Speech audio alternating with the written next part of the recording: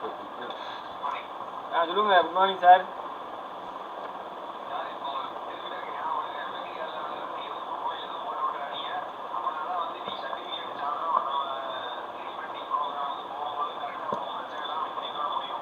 சரி சரி, நான் பண்ண மாட்டேன் இது பண்ணாங்க.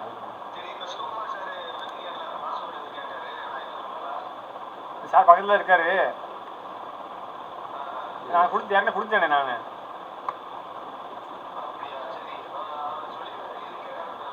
சரி, நான் எழுதி வச்சு கொடுத்துட்டேன், ஒன்றும் பிரச்சனை இல்லை, இருக்கு.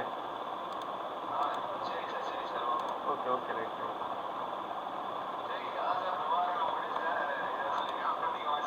இல்லை நான் பண்ண மாட்டேன்.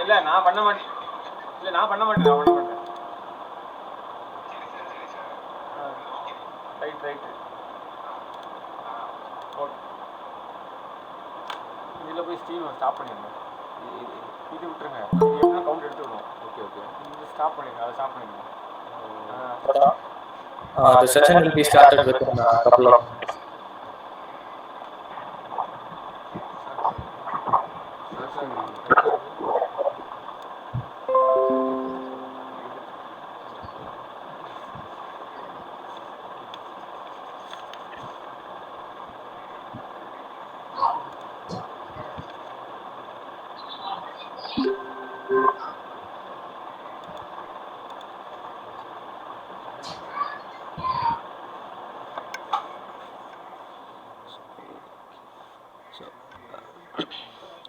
Good morning to all. Am I audible? Yes, sir.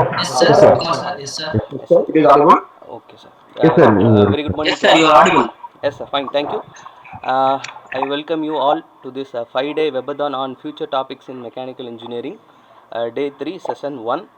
So this session will be shared by Dr. J. Dankaraja and Mr. Pranav Jeevanandam. He is the second speaker. So in a very short span, we have arranged this program schedule. Especially today's speakers, Dr. J. Dankaraja and Mr. Pranav Jeevanandam, both external resource persons, immediately accepted our invitation. So I thank Dr. J. Dankaraja sir. So about Dr. J. Dankaraja sir, I would like to give a brief intro. Dr. J. Dankaraja, he completed his BE Mechanical Engineering from Karunya Institute of Technology in the year 2006. So he pursued his ME Internal Combustion Engineering from College of Engineering, Hindi, Anna University, Chennai in the year 2009. And he is one of the product of PhD, IIT PhD. Okay, so in the stream of IC engines. About his professional experience, he worked as a senior project officer in IIT Madras in the year 2013 to 2015. In the year 2015 June, he associated with VIT, and later at present he is guiding 3 PhD research scholars. About his research and consultancy projects, project sustainability and composition based evaluation of biofuel energy resources. As a principal investigator, he successfully completed a funded project by SERB DST. In another one funded project, evaluation of material compatibility of the conventional diesel injection system with biofuels, as a project investigator, which one is funded by VIT seed money in the year 2016. Later he carried out a project for Greaves Cotton Limited also on light duty diesel engines. About his few achievements, he developed a fuel testing laboratory for characterizing the alternative fuels at VIT. Also he framed a syllabus for the university elective course. He is a member of IEI and Combustion Institute. He is the recipient of half-time research assistantship funded by MHRD and Early Career Research Award from SERB DST India. Apart from this social contributor, he is frequently visiting orphanages to share time and food, and he is a regular blood donor also. so good human being to our society. So in this happy occasion, I am very proud and happy. My batchmate, ME batchmate, Dr. J. Dangaraja, Associate Professor from VIT Vellore. Thank you, Mr. Tangaraja, for accepting our invitation. I just call upon Dr. J. Tangaraja to share his thoughts here. Thank you. Thank you for the introduction. Good morning, everyone. Are you able to hear me clearly? Yes, sir. Yes, sir. Okay. Yes, sir. Yeah. So today, Yes, sir. yeah, today I share my experience about automotive diesel technology and what are the challenges and opportunities that can be carried forward for your research in your institute or as your academic program. So the outline of my presentation includes some basic background about the diesel technology and what are the various research domains about diesel and what are the fuel related research that is being pursuing all over the world today. And I will also touch upon the advanced combustion strategies and I conclude my presentation for the day. Okay. So how it evolved is in 19th century we were traveling in a bullock cart. Okay. You can see the picture here and the only emission coming out of this particular vehicle is from the bovine, it is a methane. Okay, methane gas. Now the fuel for this is only the biomass derived and minimally processed. But the disadvantage of this vehicle is, can anyone just say what is the disadvantage of this bullock cart compared to the current vehicle? Speed, sir. I think we can interact. Okay, I don't want this to be a single presentation. So anyone just comment on this. Can you repeat the question, sir? If you are traveling from bullock cart from Chennai to say Sivagasi, what is the disadvantage? Time taking. Time Speed of the taking. vehicle. And another one is human fatigue. Yeah. Comfortness. Yeah, absolutely, you're right. So the time taken will be very less. Very high. And if I go with the current vehicles of the 21st century, I can achieve this within less amount of time taken with more comfort. Okay, so that is how the vehicles are say evolved over a period of time. And the vehicles are driven by three major technologies now. As of now, we are dominated by internal combustion engines. Government is slowly shifting to electric vehicles. There is also much thought given to fuel cells, and we have hybrid vehicles. Hybrid is combination of these two different power resources. So today we will be focusing primarily on combustion engines. So combustion engines primarily convert the chemical energy fuel. It can be petrol, diesel, or it can be some other alternative fuel. It converts this chemical energy to heat energy by the combustion process. It is an exothermic chemical reaction, and this heat energy is primarily driving the mechanical energy through driving mechanism. So we are all aware of this. If I want to convert into electricity, I need to couple a generator, the driving mechanism, drive it. Okay. And how it has evolved. Okay, you see this particular table. I have given the specifications for 1976 Volkswagen model, and I am comparing with this in 2003 Volkswagen model. You see the power. Can you see the power production is triple the time compared to the 1976 model, and the speed to reach, the time taken to reach 100 km/h acceleration is drastically reduced from 18 seconds to 9 seconds. So that is the development is happening abruptly in internal combustion engines, and also the thermal efficiency, what we are primarily interested in, is keeping on increasing. So starting from 19th century, it is around some 20%. Now people are talking about 45-50% efficiency for any IC engine to come into the market. Okay, so what is the scenario in our country? You would all traveled in trains from various locations, would have seen this black smoke coming out of the vehicle, particularly the passenger train. And there is an alarming number saying that 72% of total air pollution is coming from diesel vehicles in our country. And correspondingly, we are aware that there are various control norms by our government, particularly in Delhi. In Delhi, there was an odd even scheme, and also they are saying car-free day and particular period to curb this emission. And we are aware that we are shifting from now BS4 to BS6. What is BS stands for? Yeah, Bharat stage. So we are moving from, we have already moved from BS6. Now currently we are following BS6 emission norms. And the major emissions coming from vehicle include NOx and particulates. Yeah. NOx stands for oxide of nitrogen. So in engine there are various nitric oxides. So primarily it consists of nitric oxide. As I given here, the 90% nitric oxide is the dominant in engine exhaust. Okay, and then it is a toxic gas. So this is one of the primary emissions coming from diesel vehicles. And also we have another primary issue, it's called as particulate matter. So PM stands for particulate matter, and there are two types of PM as given in this PM 2.5 and PM 10.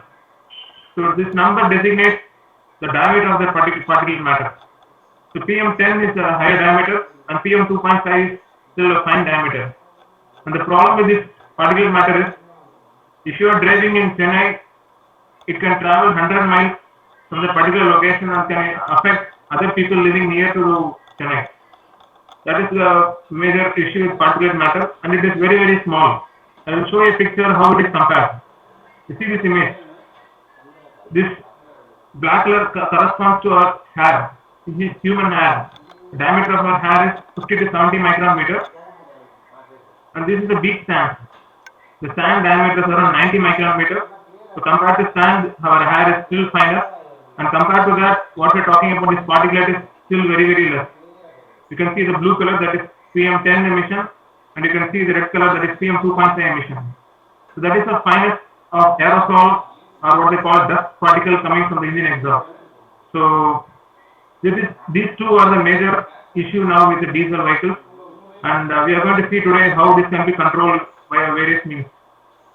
Another greatest challenge for any IC engineer or thermal engineer is, if you try to control NOx emission, you will see that your particulate engine exhaust is coming high. And if you are controlling PM, the NOx will try to shoot up. So this is called as PM with NOx trade-off. And I give a picture schematic representation of how the emission has been reduced from 1992 to 2020. You can see the bigger circle. These were the primary emissions earlier. Now we are talking about this very, very small one. So I need to reduce 90% of emissions from a previous vehicle to meet this BS6. So that is a very big challenge lying ahead for automotive engineers. And these are other driving forces. So you can see here emission legislations are set by the government. And to meet this, we need to go for new fuels, or we need to go for advanced combustion. And from customer point of view, we need to produce a good quality as well as an enduring product with a low cost. And as a driver, we need to have a better drivability with less noise and also a better mileage, or what we call brake-specific fuel consumption. So these are the driving forces. So as young researchers, you should focus on in what category you can fit your say research domain, and correspondingly you can plan for your say research related to engines. So today we are going to focus on these two topics, primarily new fuels and advanced combustion concepts. So I have categorized them in these four areas. So primarily, if you are taking diesel in our country, the primary research categorized into these four categories. They focus on alternative fuels. It can be an oxygenated fuel. So diesel is a hydrocarbon. So when I say oxygenated, we have additional fuel contained in the substance. So it will be called as oxygenated fuel. So you can focus on this, or you can come to combustion analysis, or you can focus on some retrofits. People fit some additional retrofits in the vehicle to modify the system. Like you will notice CNG, LPG operated vehicle.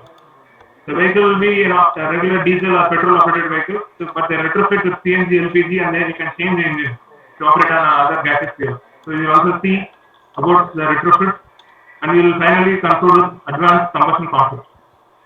Okay, so this is what the agenda of our presentation, and let us start from the basics. Okay, how the combustion process is happening in diesel is, you take a small amount of fuel, you just inject it. As you inject at a high pressure, the fuel will become very fine droplets. So these droplets get evaporated and it mixes with the air, and then it gives the combustion product.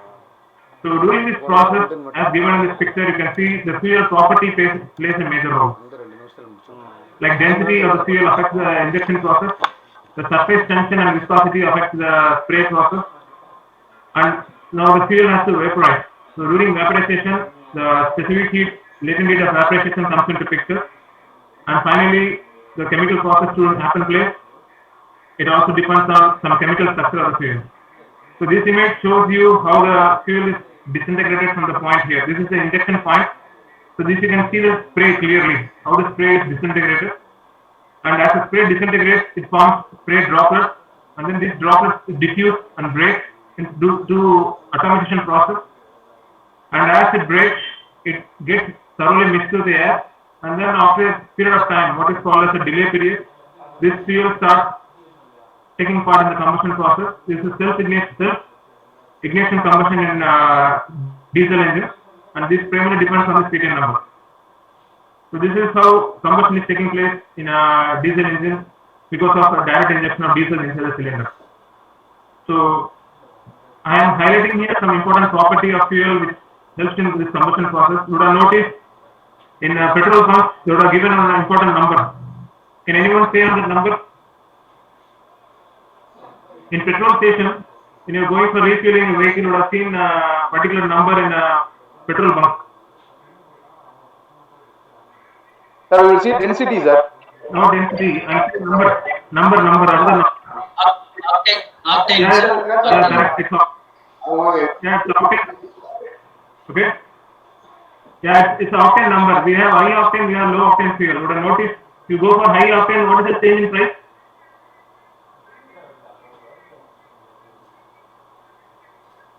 Hello? Can you hear me? Yes, sir. You can Yes, hear sir. me, Yes, sir. There are two gasoline and two petrol in the fueling station. One is a low octane and one is a high octane. So if you go, you would have noticed that the price difference in these two different of petrol is around 3 rupees. Yes, Yeah, sir. okay, if you fueling your vehicle by the low octane fuel and then run your vehicle and then you change into the high octane fuel, pay some additional rupees and the engine performance. Sir, And then observe what is it.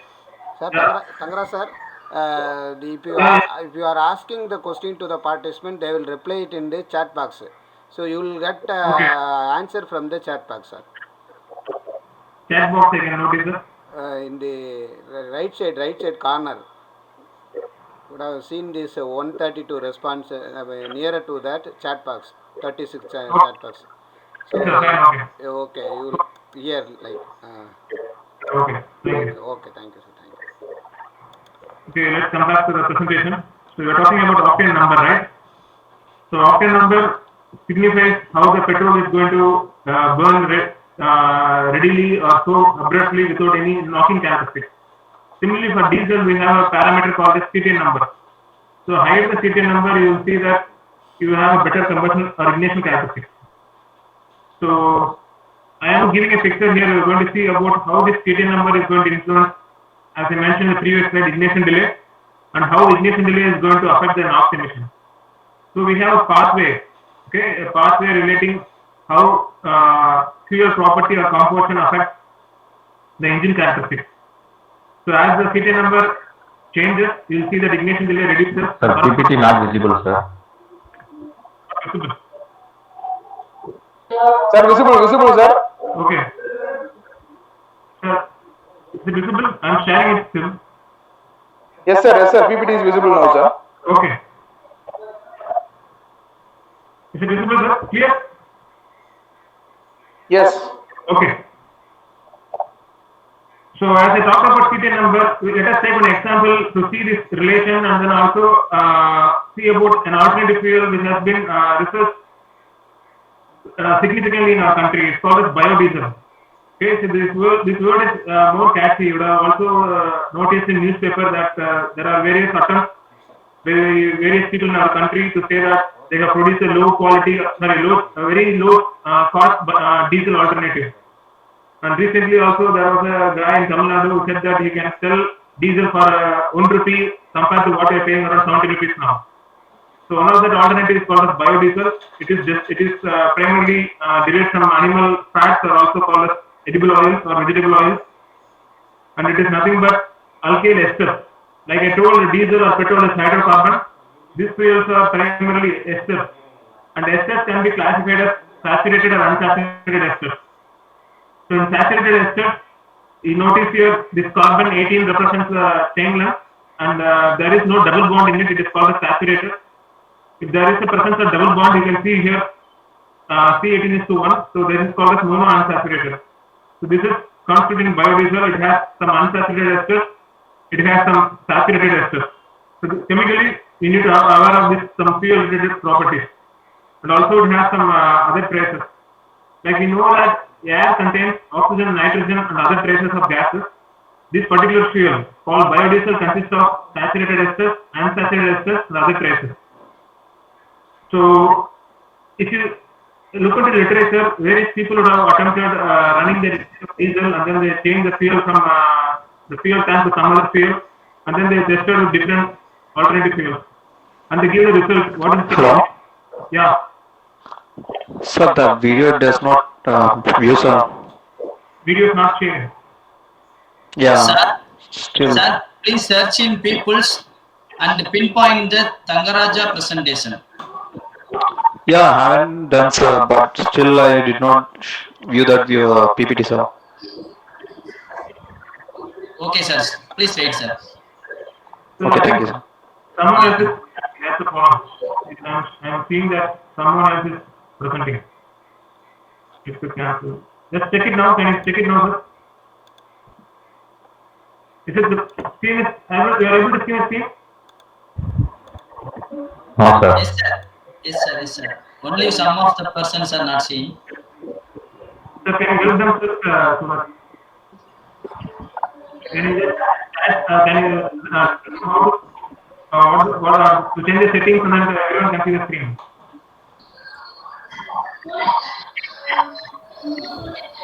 Sir, now is it okay, sir?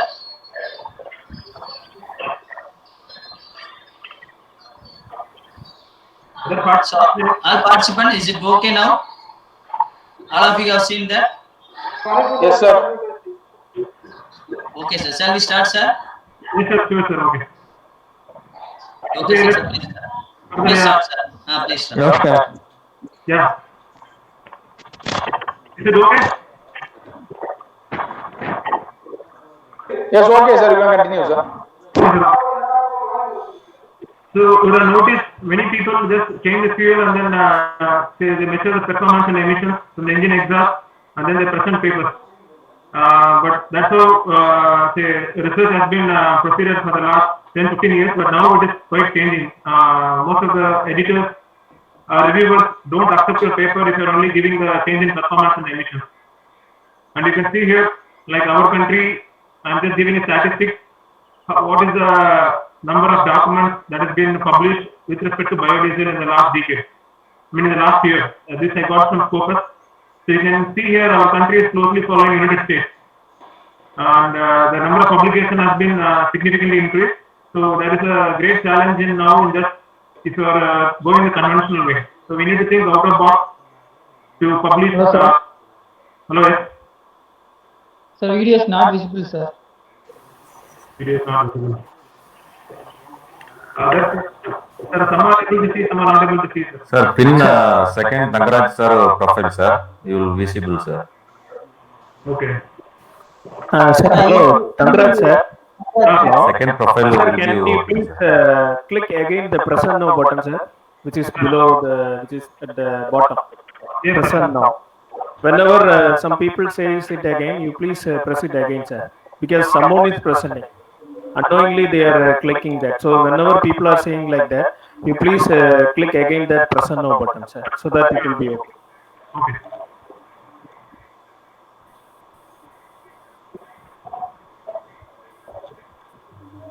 Okay. Click that present now button, sir. Resume presentation. Yes. Resume presenting. Yes. Yes, every day. Yes, sir. Whenever some people are saying like that, you please do that, sir. Thank you. Okay, sir. So let me come back to you. What I'm saying is, As of now, people are just changing the fuel and then they measure the engine exhaust performance and the emission and then they plot the graph and then they send it to publication. But that is not working currently. The last 5 years, the trend has changed. So don't try that strategy because there are a lot of publication happening world over by just shifting the fuel from one fuel to another fuel. You can see here our country is also able to publish lots of papers compared to United States. So the new strategy you can try is you can focus on the other thermophysical or chemical properties. You will see an example here. I have given a table of composition of various oils. Okay, changing from corn, coconut, soybean. These are all various energy resources. So if you can see here, the major dominant presence of ester present in this sample is this 5 esters. So if you understand this 5 esters or 5 composition, you can relate this into property, and then you can understand how this is going to influence the process of a diesel combustion process.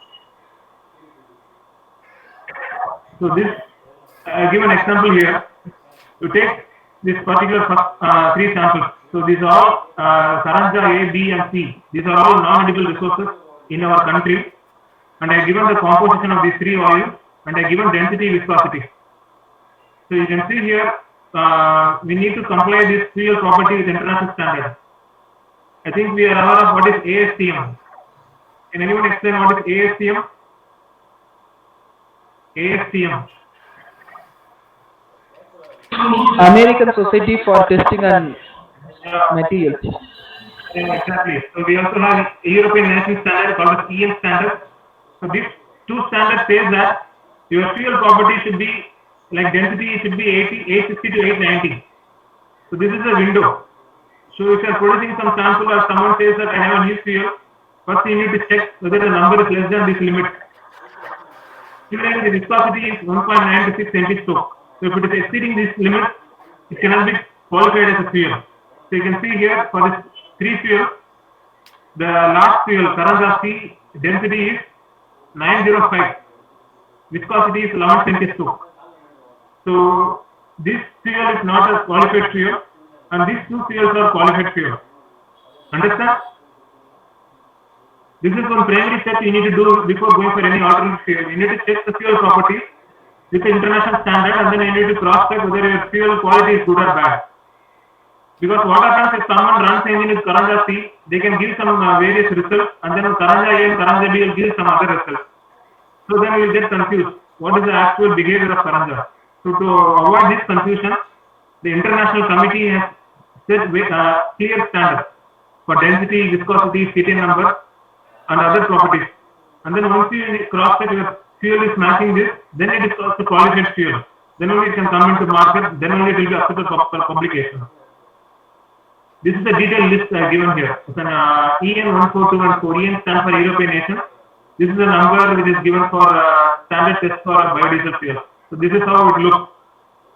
Biodiesel in 2 figures are given here. So you can see the minimum limit for density is 860 and the maximum limit is 900. Similarly, there are other properties. Sulfur content, flash point, 5 point. Sir, Yeah, sir. Yes, sir. Hello. Sir, Hello. Sir, first feedback is taking, sir, or not, sir?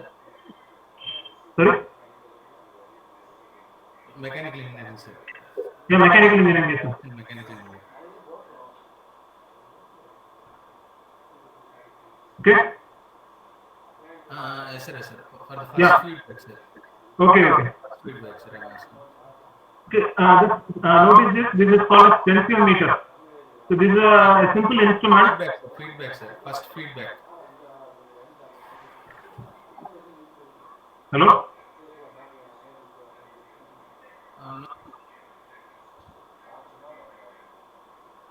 Are you able to hear me? Yes, sir. Yeah. Please proceed. I am showing a picture of equipment tensiometer. I think in your lab you will be having some fuel property equipment. Can you name some equipment you are using in your lab? The fuel is injected inside the cylinder. The fuel has to disintegrate. It has to atomize inside the cylinder in a very short span of time. So this process is influenced by this property. So we can measure the surface tension using this equipment, and we can also predict the surface tension using some thermodynamic properties like the eccentric factor. So if you know the critical property of the substance, like critical pressure, critical temperature, you can also estimate or predict surface tension.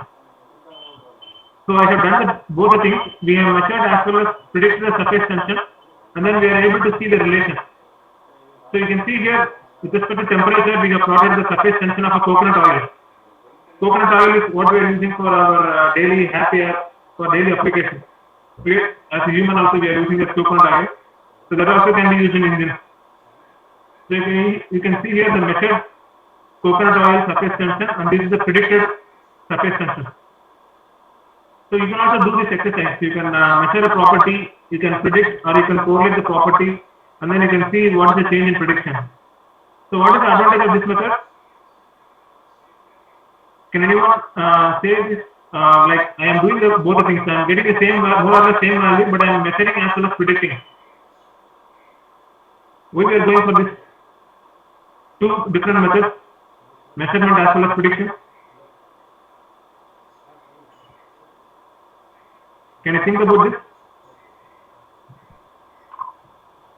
If I am able to measure this, this equipment it's not available in all the labs. Okay, it's only available in some research labs. Example, tensiometer. We have viscometer, but this is a high cost equipment compared to viscometer. It costs around 20 lakhs. So every institute cannot afford this to buy this. So this can be replaced by this numerical method.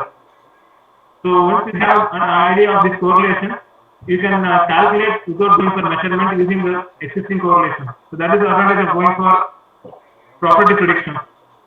So this is an algorithm how we develop this prediction algorithm. And similarly, we have done this for thermal conductivity.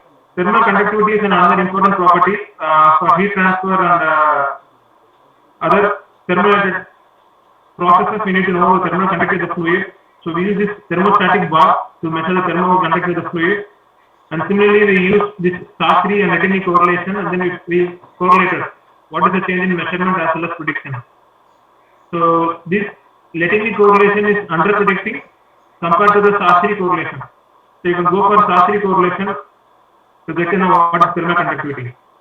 So if you search literature, there are a lot of papers in this strategy. Like they predict a physical or chemical property, and then they cross-check the measured property, and then they say this is the error percentage. So this can be a very simple approach to continue as a research domain for diesel vehicles. Like you can take for biodiesel, you can take for alcohols, you can take for ethers or gaseous fuel, and then you can predict the various properties. So I given a table here. Apart from surface tension, thermal conductivity, there are other properties: iodine value, specific heat, critical pressure and temperature, and so on and so forth. So one of my students has taken this all the property, and then he's developed an algorithm in a MATLAB app, and then he has coupled this in an app development also, and then he has given this platform. So it is very useful. You can just input your fuel composition here, and then it will give you the output, the liquid property, vapor property, and then it also compare with the international standard and say that whether your fuel is qualified or not qualified or good or bad fuel. You can see here the input are given for fish oil. People are researching with a lot of various resources. They also attempted with dairy scum. They're trying with the tomato, lemon peel, and then they're trying with fish oil. So if I input fish oil before testing the engine, you can see here that it is saying not recommended. This developed app called as BioPred. So it is saying it is not recommended because it contains a lot of polyunsaturated. Also, you can see here the viscosity is very less. So hence, you can get an idea before starting an engine whether you have a qualified or non-qualified sample. So this is another approach. You can try this app later. You can just go to this Google Play and then use this extension. You'll be able to download this app and then try what I'm saying now in your exercise. Okay. Similarly, I'm giving a picture here about diesel combustion. We talked about biodiesel combustion. So diesel also has various properties, and one of the important property I talked about CTN number. So I'm giving the column, the table here lists all the composition of diesel, and here I've given the property. So one is from Nigeria, another is from Kuwait. So you can see here Nigerian crude is having a low CTN number compared to the Kuwait crude. Okay, so obviously we should go for a Kuwait crude because higher CTN number influence good quality fuel compared to a low serial number fuel. Fine. So these are the other essential endeavors you can try with fuel related research. I've given here. You just go through. I will share this presentation with you. So even if I'm not audible clearly, or if you're not able to read the screen, you can later go through the screen very carefully. Okay, now we'll come to the diesel combustion characteristics. So one top of the topic is over about alternative fuel. Now let us touch upon combustion. So combustion is a chemical process. Okay, and it is an exothermic or endothermic. Hello? Exothermic, sir. Exothermic. You want endothermic or exothermic in engine? Exothermic. Yeah, exothermic, absolutely. And we want that to happen in a very, very fast span of time. I'm talking about micro milliseconds. So in the time period, I need to do all this process from automation to state development to ignition and combustion process. So in that category, I need to measure what is happening inside the engine cylinder.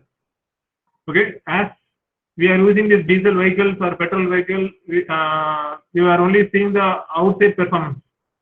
If you want to see what is happening in inside engine, I need to go for some special sensor. So one of the sensor is called as a cylinder pressure sensor, where it is made of a small crystal called a piezoelectric quartz crystal. So this particular sensor can be mounted on the cylinder head. Once you mount that, you can come to know what is the change in cylinder pressure and what is the associated parameters. So the primary combustion parameters are given here. Primarily, what will be expecting from combustion? Like you notice, you just mentioned me this exothermic. Once the combustion is completed, what will be keen to know from engine perspective? Anyone? Thermal energy is produced. See, let us say taking a candle box and then I'm igniting a matchstick. Once I done that, what I'll be focusing on? What will be primary objective? Light, sir. Light, absolutely. So similarly, in respect to this diesel combustion, what you can expect? Heat, sir. Energy or heat energy. Heat energy, yes, sir. Correct, yeah. So I need to know how much amount of heat energy is got liberated for the particular cycle or particular injection. Okay. So to know that, I need to know what is the change in cylinder pressure. So this is a typical cylinder head. Okay, I will show another picture. So this is the cylinder head. You can see on the right hand side. Everyone able to see this? Yes, sir. Yeah, this is a cylinder head of a 4-cylinder truck engine.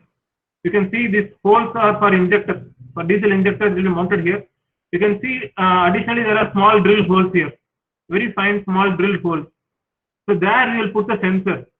Okay, they are very, very small sensor, and then once you can mount the sensor, it's given also here.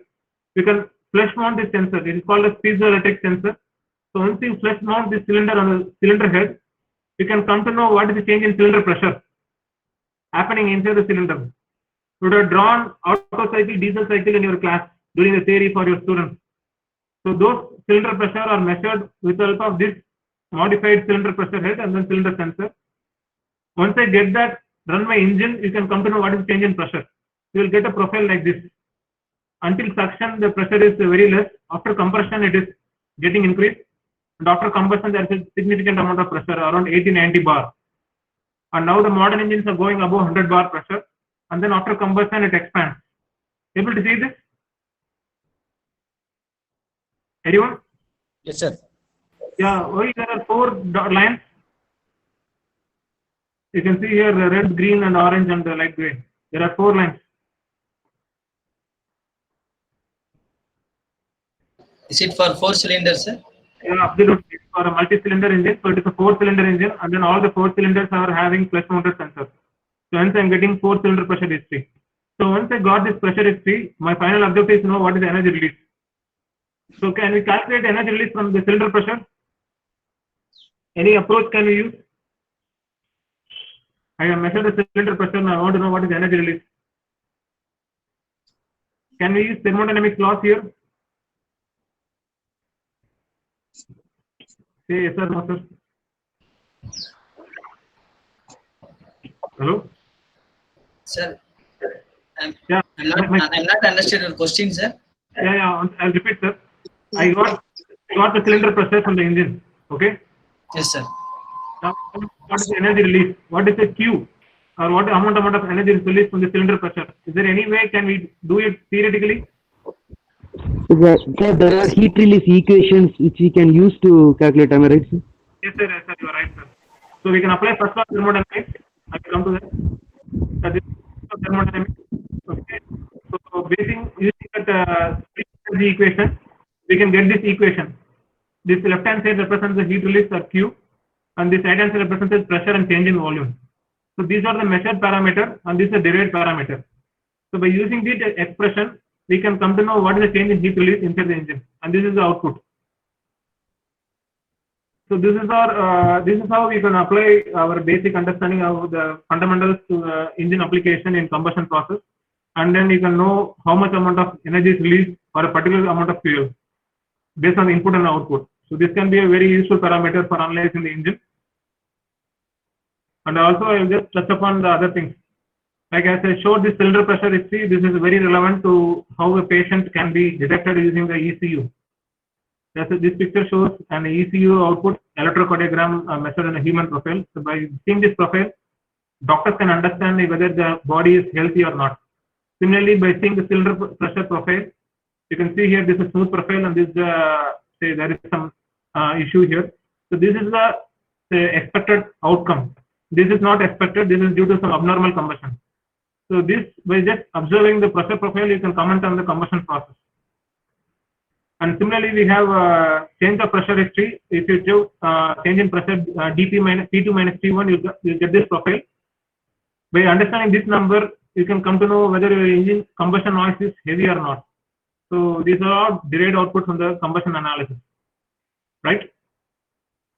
And this is the output, derived energy release. So once I got this energy release, you can come to know when the combustion has started, when it is ending, and what is the combustion duration.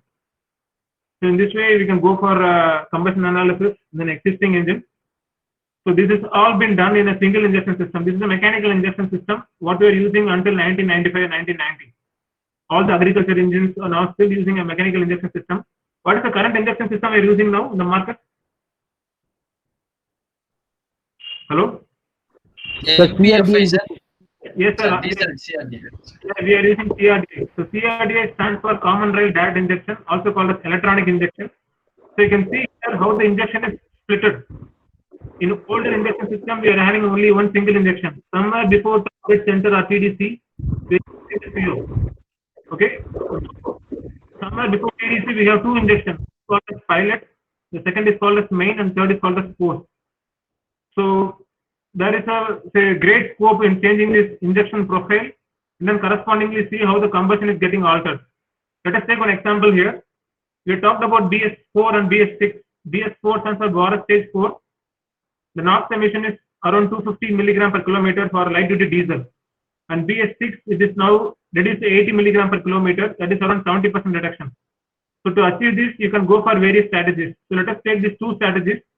One is called as fuel injection strategy, another is called as EGR strategy.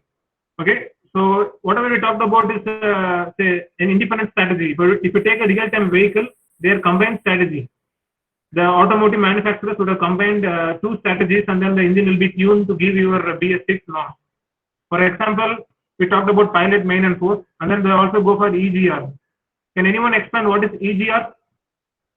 EGR. Exhaust gas recirculation. Yeah, it's very good. We have exhaust gas recirculation, and I'm combining exhaust gas recirculation with pilot injection. Pilot injection is split injection for CRD engine.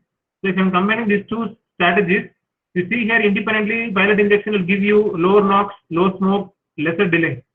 And EGR will give you lower NOx and lesser delay. But if you go for high EGR, the smoke emission will increase. So you can say focus on what will happen to the engine if I'm combining these two strategies. So we are combining these two strategies, pilot plus EGR, and then we are optimized the combustion here for this particular engine. This engine is a Mahindra Supro. This what we call this Kuti Yane in for Tata AS, we call this for Mahindra engine. So in VAT we have this engine facility. We have this combustion analyzer. We have the emission analyzer.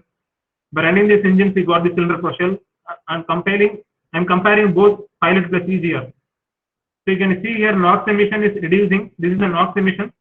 getting reduced for EGR percentage increasing, but when combining these two strategies, NOx is getting increased. So you will see some say random trend when you are combining two strategies. So by combination of these two things, you can go for optimization. There are various say numerical methods of optimization. So by going for optimized pilot quantity as well as easier concentration, you can tune the engine for say meeting the future emission norms. But this particular research is highly costly because you need to have an engine setup, you need to have a lot of sensors and other things compared to the previous strategy what I talked about alternative fuels.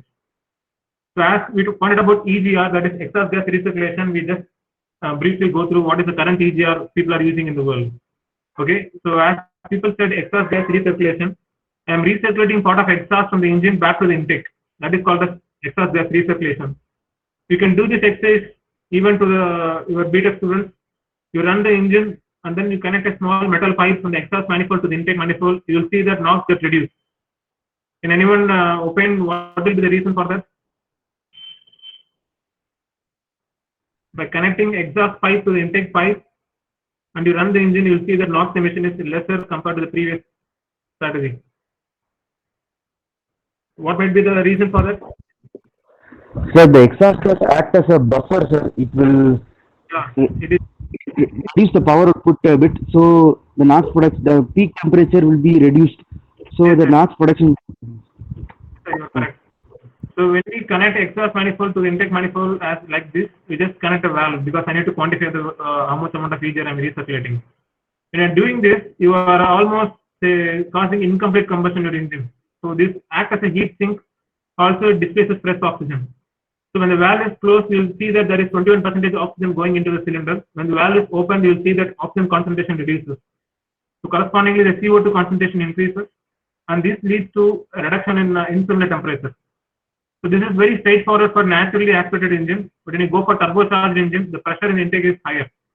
So there are various pathways you can achieve this. It's called as high pressure loop EGR. It's called as low pressure loop EGR.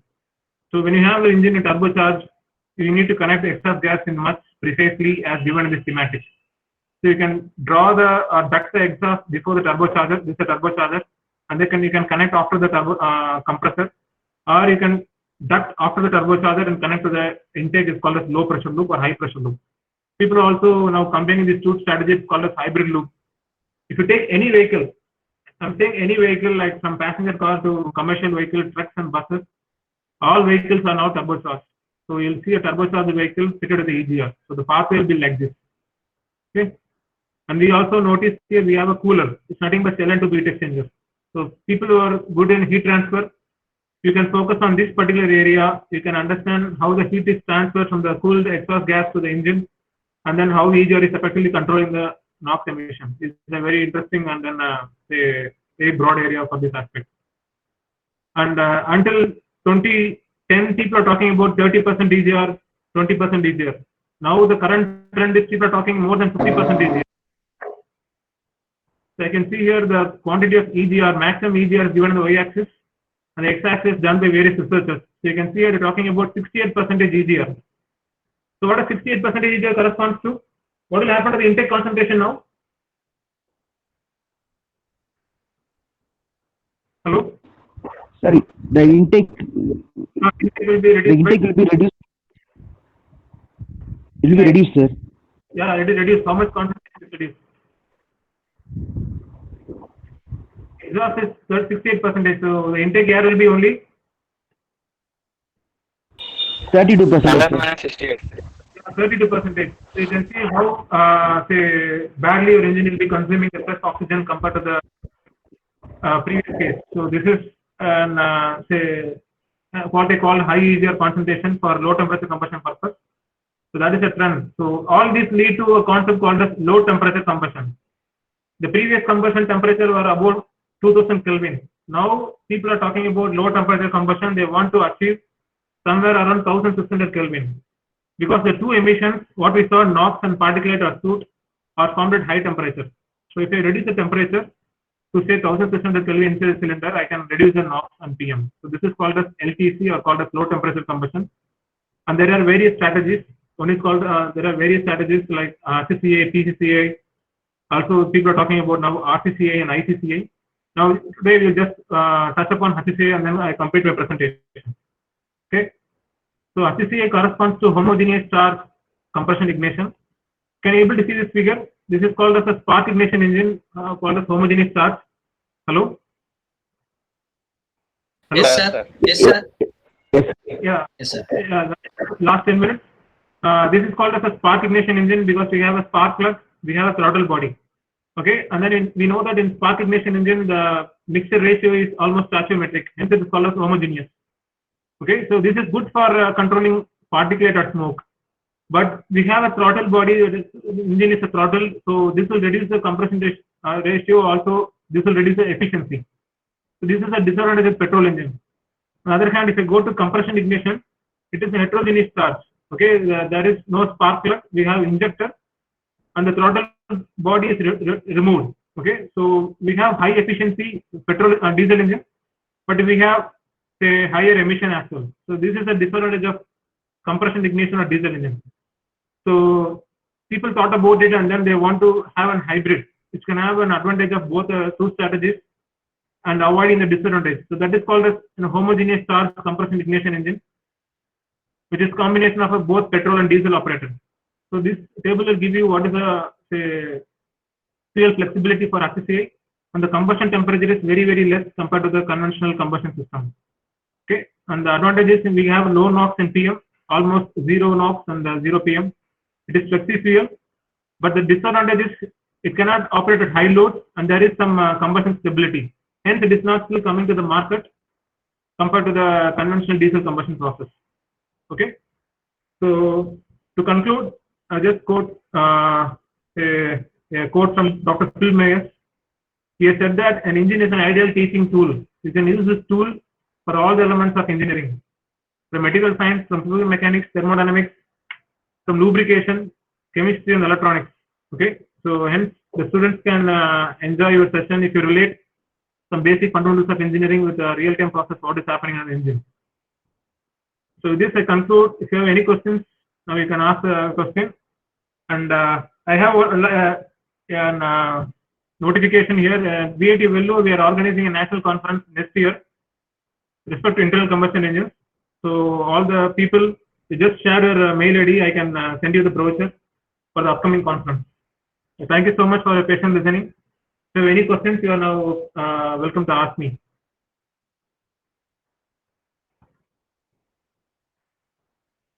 Hello? Yes, sir.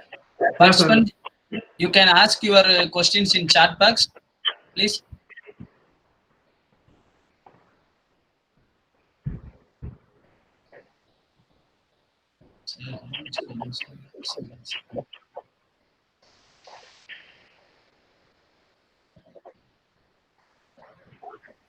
Sir, one question from Ajay SS. Sir, how to control cylinder pressure in HCCI? Cylinder pressure control. Yes, sir. Sir, actually, we are changing the injection timing here. Okay. So the injection timing will be happening not in compression process, it will be happening in intake process.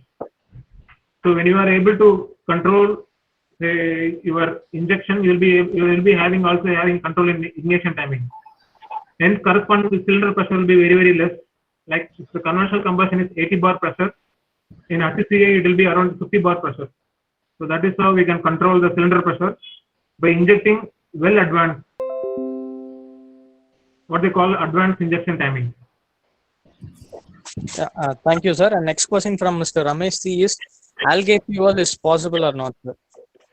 Yes, sir. Algae has a good potential as an alternative to fossil diesel.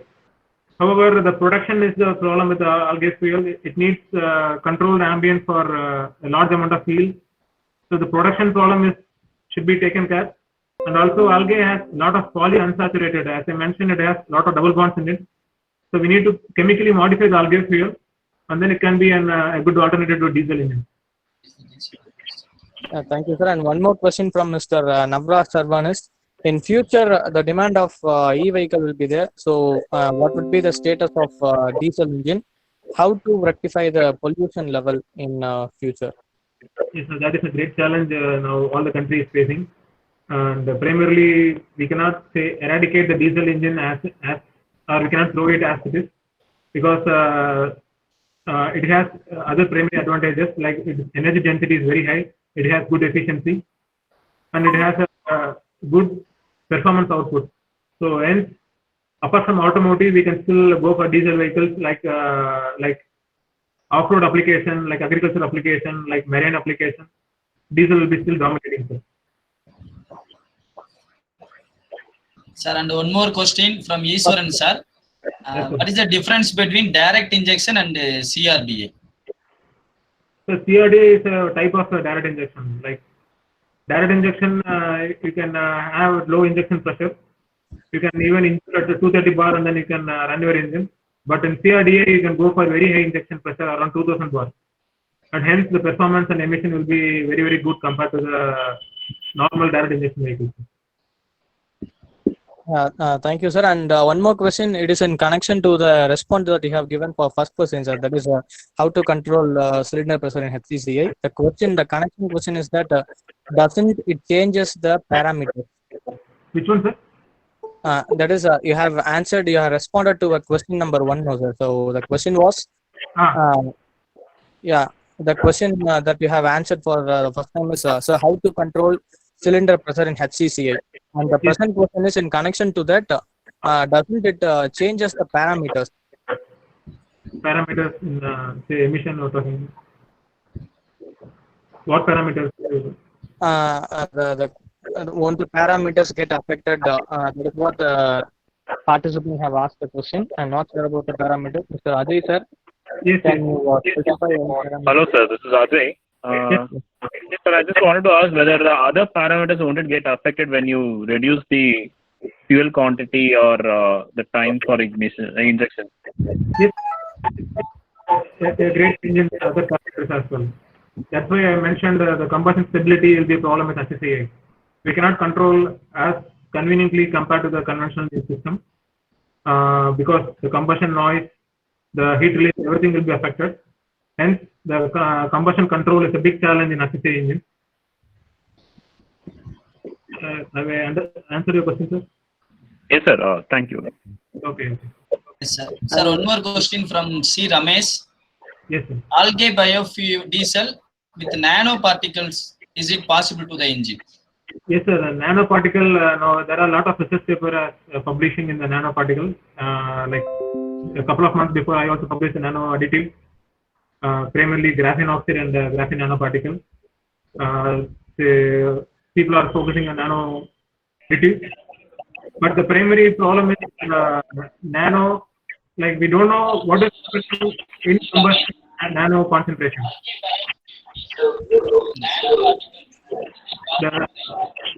Hello? Yes, sir. Yes, sir. We can hear you, sir. Hear you. Yes, sir. We are hearing. The nano additive first be checked. That is first the primary check you need to make. Once you add something to your engine, whether they are stable and whether they mix thoroughly, and how long this mixing has been effective. Like what is the phase until what period they are homogeneously mixed.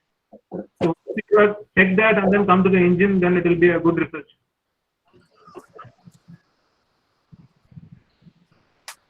Yeah, thank you, sir. Yes, sir. A question from Mr. Vinay Prasad. Will electrical vehicle will have a huge market in future? That's what electric vehicles, certainly they started coming to the market. There is no doubt about it. Yes. And as I mentioned, the energy density. If you take a vehicle, I can use it for 20 years without any problem. Okay, but electric vehicle that's still not wide open. Whether the life of the battery and also the safety of the battery all has to be checked. Then we can make sure that we can go uniform with EV. But compared to EV, now most of the like Americans, Europeans also attempting to hybrid. Hybrid is a combination of both the IC engines and an electric vehicle. So that is relatively having a better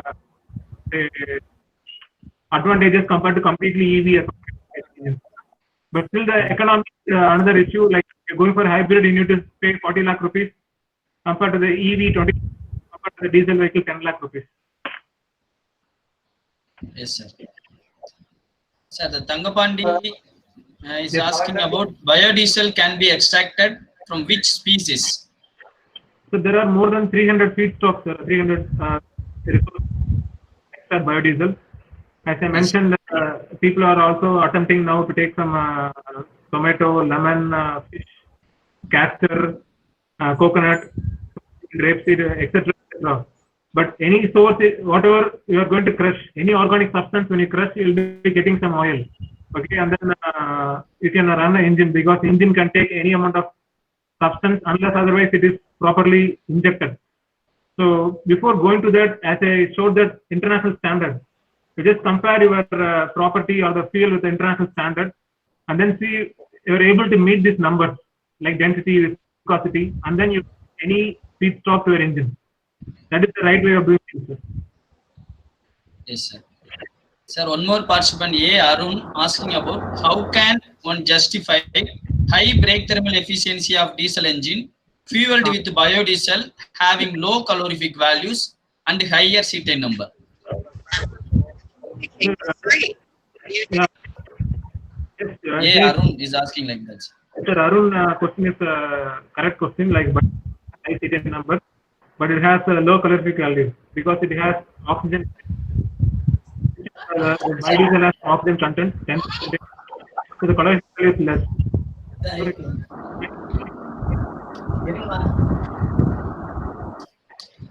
Okay, to get the same power output, it depends on how you are comparing the engine. If you are operating your engine for the same power output, you will be injecting a higher amount of fuel to get the same power. So on that basis, your efficiency will be little quite higher. But if you are comparing engine on the same amount of fuel consumption, then you will see that efficiency is lesser than the diesel fuel. Okay, it depends on how you are say comparing your conditions, operating conditions. Sir, hello. Sir, one more question from Prasad. Yes, biodiesel can emit toxic percentage is compared to present situation is less or more? The smoke emission is significantly lesser with biodiesel fuels. Yes. Compared to the diesel vehicles, but if you see the NOx emission is marginally higher, around 10%, 15% it is higher. Okay, sir. Fine, Sir, another question from Navresh. Yeah. In cylinder wear and ovality based testing, is there in digitized and its Y affect the efficient value? Sir, can you come again, sir? I didn't understand the question. Sir, in cylinder wear and ovality based testing is there in digitized and it is Y affect the efficient value. So because like that he is type. Sir. Okay. Sir, engine wear is altogether a different scenario. So as you are aware that as the engine wear out, the left-out particles will be there inside the engine cylinder, and then this will cause incomplete combustion, and then it can reduce the emission or the performance of the engine. Okay, sir. Fine, sir. Yes, sir. And last question from a participant. What are the limitations of using biodiesel as a fuel in current environment? As I talked about, NOx emission is one of the primary issues. The NOx will be a little higher, and availability of the fuel is another major issue. We don't have a large amount of biodiesel as we have diesel in our country, and this biodiesel also has some storage issue. We cannot store biodiesel for a long amount of time. Hence, these are the drawbacks which is limiting the use of biodiesel in our country. Okay. Arun, sir? Yes, sir. Sir, shall I? Shall I wind up? Sir, shall I wind up, sir? Sir. Yes, sir. We shall wind up, sir. Yes, sir. Sir, I thank you very much for accepting. Dear sir, and thank you very much for accepting our invitation in a very short notice, sir. And I thank you very much for the insightful presentation that you have given us today, sir. And at the same time, and we all know that the sharing is a very important human value that an engineer should possess. and we are grateful to have you in our session, sir. And thank you for sharing even your research findings with us, which will be a which will act as a very good guidance for the young researchers to take the next step into the research, sir. And at the same time, your presentation is also is very useful for even for to improve our teaching skills. That is in the point of view of how to get the concept into to the students. We also learned those things also. And thank you very much for and even in the questionnaire session, right, you patiently listen and your answers are very thoughtful and to the point. And thank you very much, sir. Thank you for we are of college are expecting to have more in the future too, sir. Thank you, sir. Thank you for the. Thank you, Thank you for sir. the comment. Thank you, Thank sir. you. Thank you very much, sir. Thank you, sir. Thank you, sir. Yeah. Yes, sir. Arun, sir, you can wind up, sir. Yes, sir. Wind up பண்ணிடுங்க sir. Thank you. Okay. Thank you, sir. Thank you, sir. Thank you. Thank you. Dear Another, participant, the session one of day 3 is closed. Now we'll begin with session 2. We'll start the session within couple of minutes.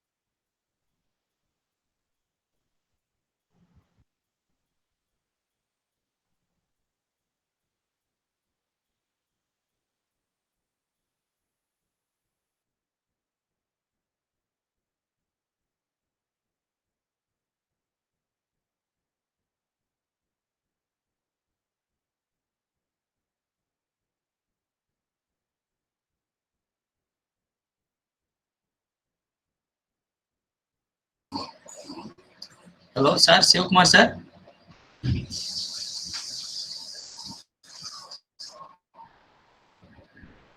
Hello.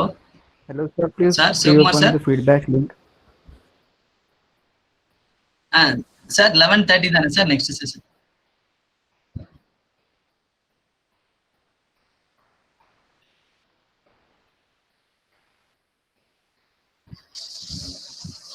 Okay.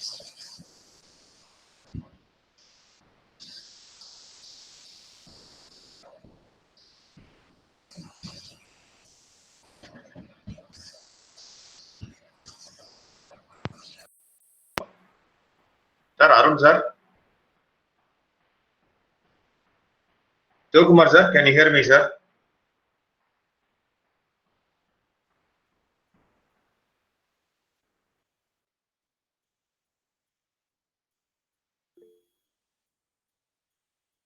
Sir கூப்பிட்டாங்க. Sivakumar sir, Amudhan sir கூப்பிட்டாங்க. Sir, here, sir. Okay, sir, okay. Participants, please listen here. Today, attendance link was posted for 10 minutes. Within the 10 minutes, you have to complete it. It will be closed before. It can't be reopened after that. So please don't ask. Please reopen again and again. So you are following the protocol. Please cooperate with this. So it's not 6 minutes. Your record, it is recorded. It was opened for 11:58. Sorry, 10:58, and it is closed by 11:08. See, we can't justify everything. Please cooperate with this.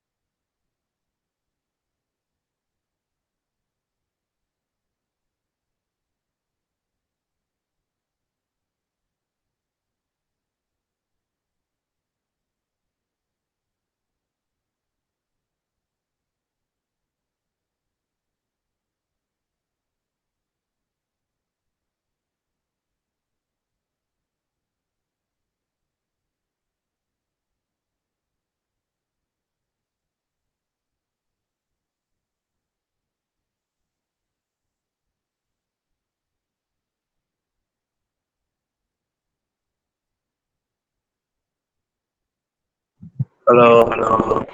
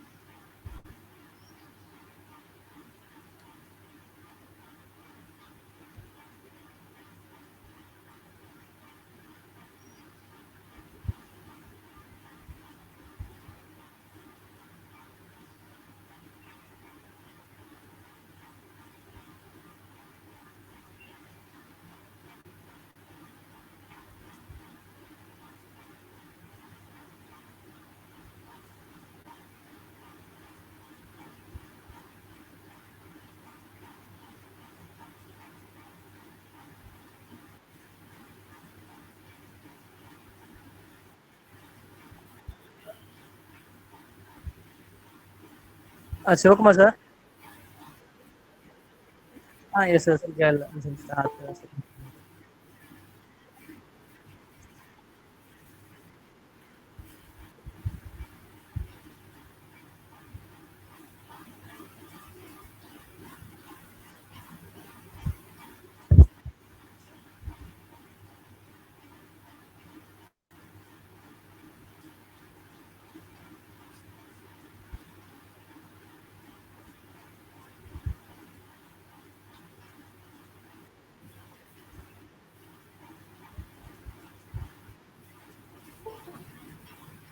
Yes, sir.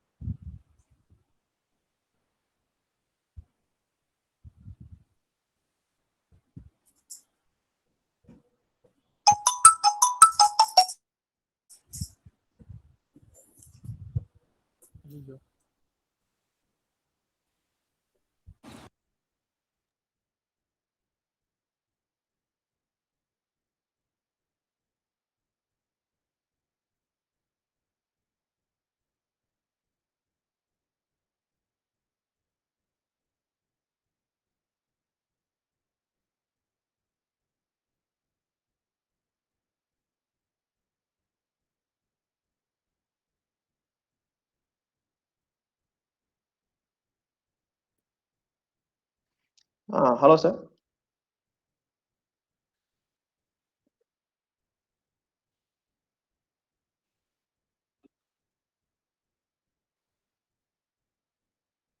Okay, so actually it is saying that Sivakumar V is presenting. So let me click that.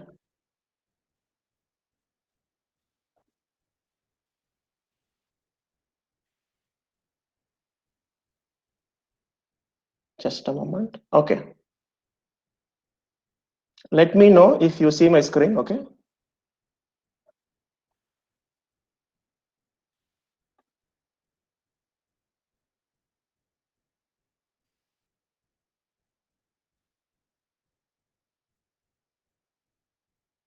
Hello, Let sir. me know if you see my screen now. Brishna sir, shall we start, sir? Yeah, Yes, I'm okay. You have to tell me if my screen is visible. yes, sir. Yes, sir. Yes, sir. Can you make it in full the screen mode, sir. full screen way? Yeah, sure. And some I more. can do it. Thanks. Thank you, sir. Thanks. No problem, sir. Okay, So sir. I think it is visible now in full screen mode. Yes, sir. Yes, sir. It is visible, sir. Visible, sir. And yes, sir. Shall we start, sir? Should we wait till 8 o'clock Sir, or like we can Brishna sir, start now? shall we start, sir? Okay, sir. Okay, sir. Yes, sir. Yes, sir. And good afternoon. A very good afternoon to all the participants uh, and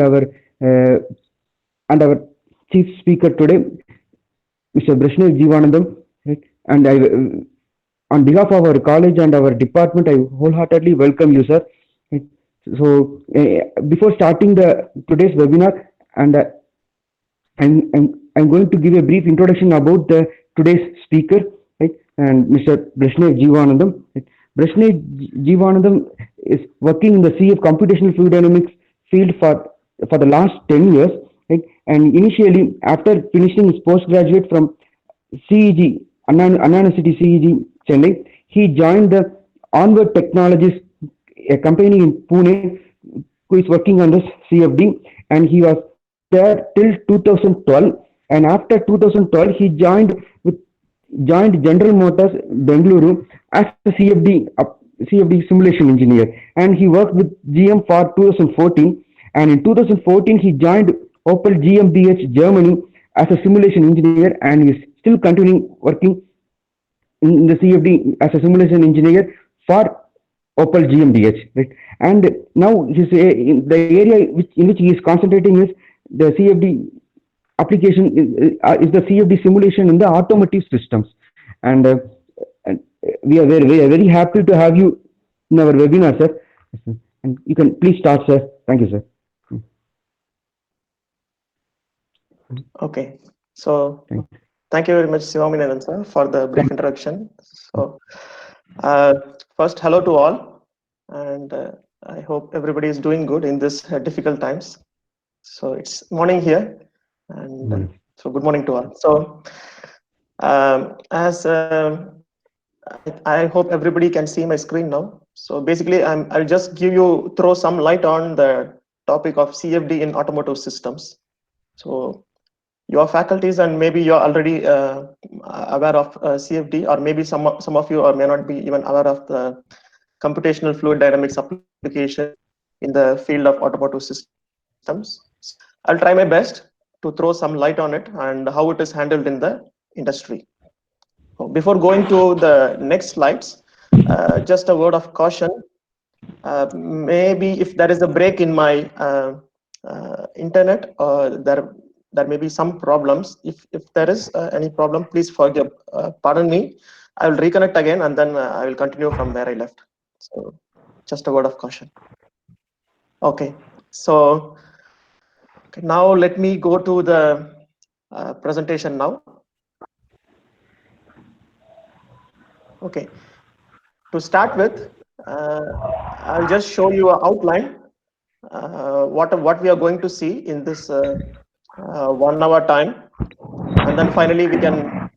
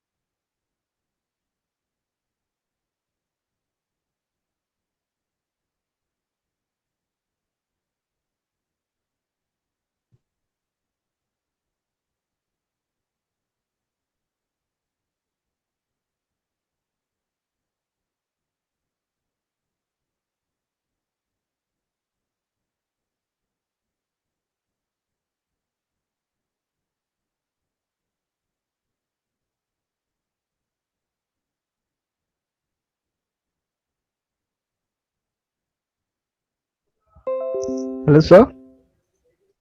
So what about the audio? I can't hear the presentation. Dear participants, kindly bear with us for this technical glitch. We'll back to you within a couple of minutes. Okay, okay.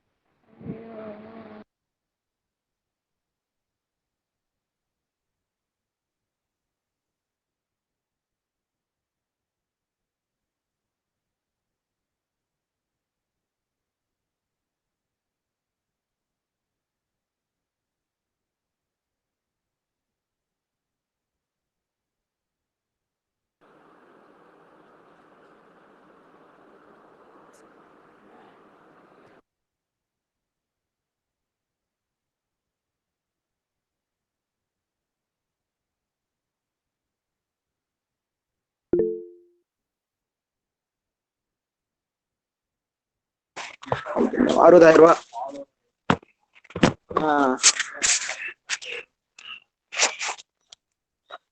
நம் ம்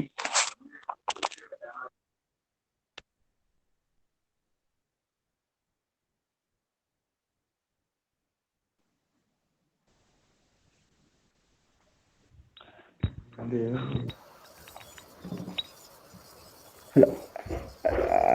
Shiva sir, Ashok, Arun sir.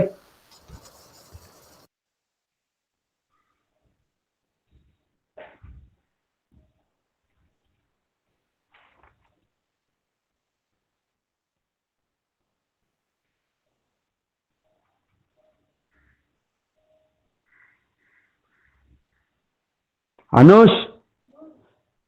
Sorry, Bajir.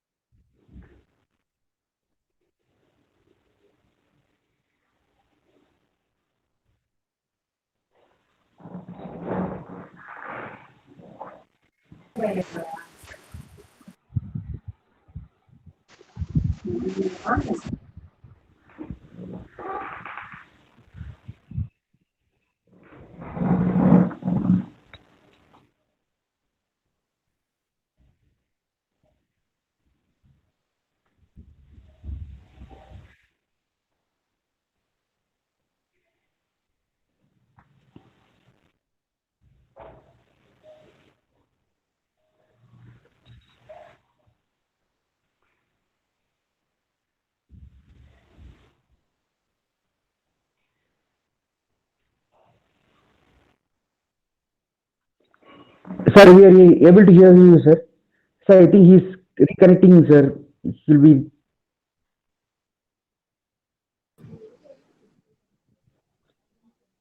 Yes, sir, sir. He's also rejoining, sir. That's what he is doing now, sir. I talked to him, sir.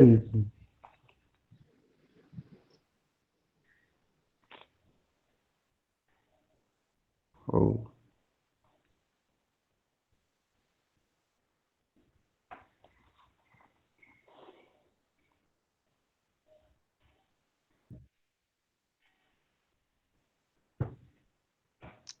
Hello, sir. You can hear me now? I'm okay. Okay. So my screen is visible. Yes, sir.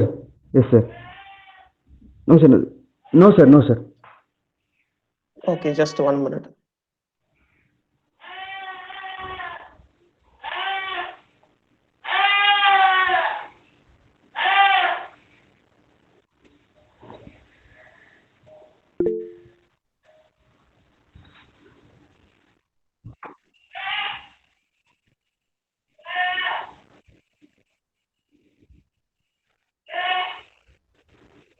Okay, now I think my screen is visible.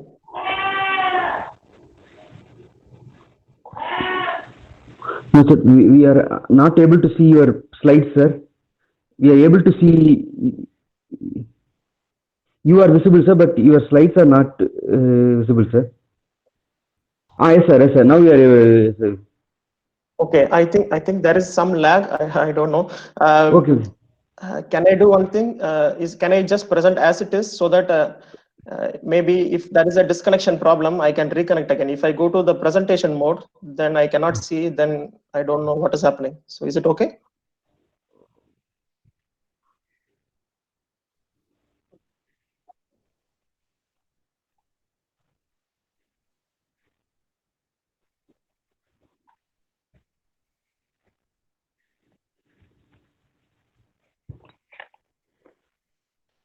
Okay, sir.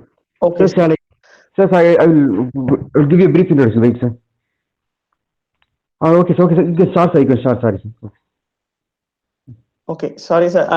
Sorry for the technical problem. I will continue from the agenda. I'm not sure from where I got disconnected, so I will just go through the agenda one more fastly. So I just mentioned that I will give a section about my career and how I started it, and then second point I will just uh, uh,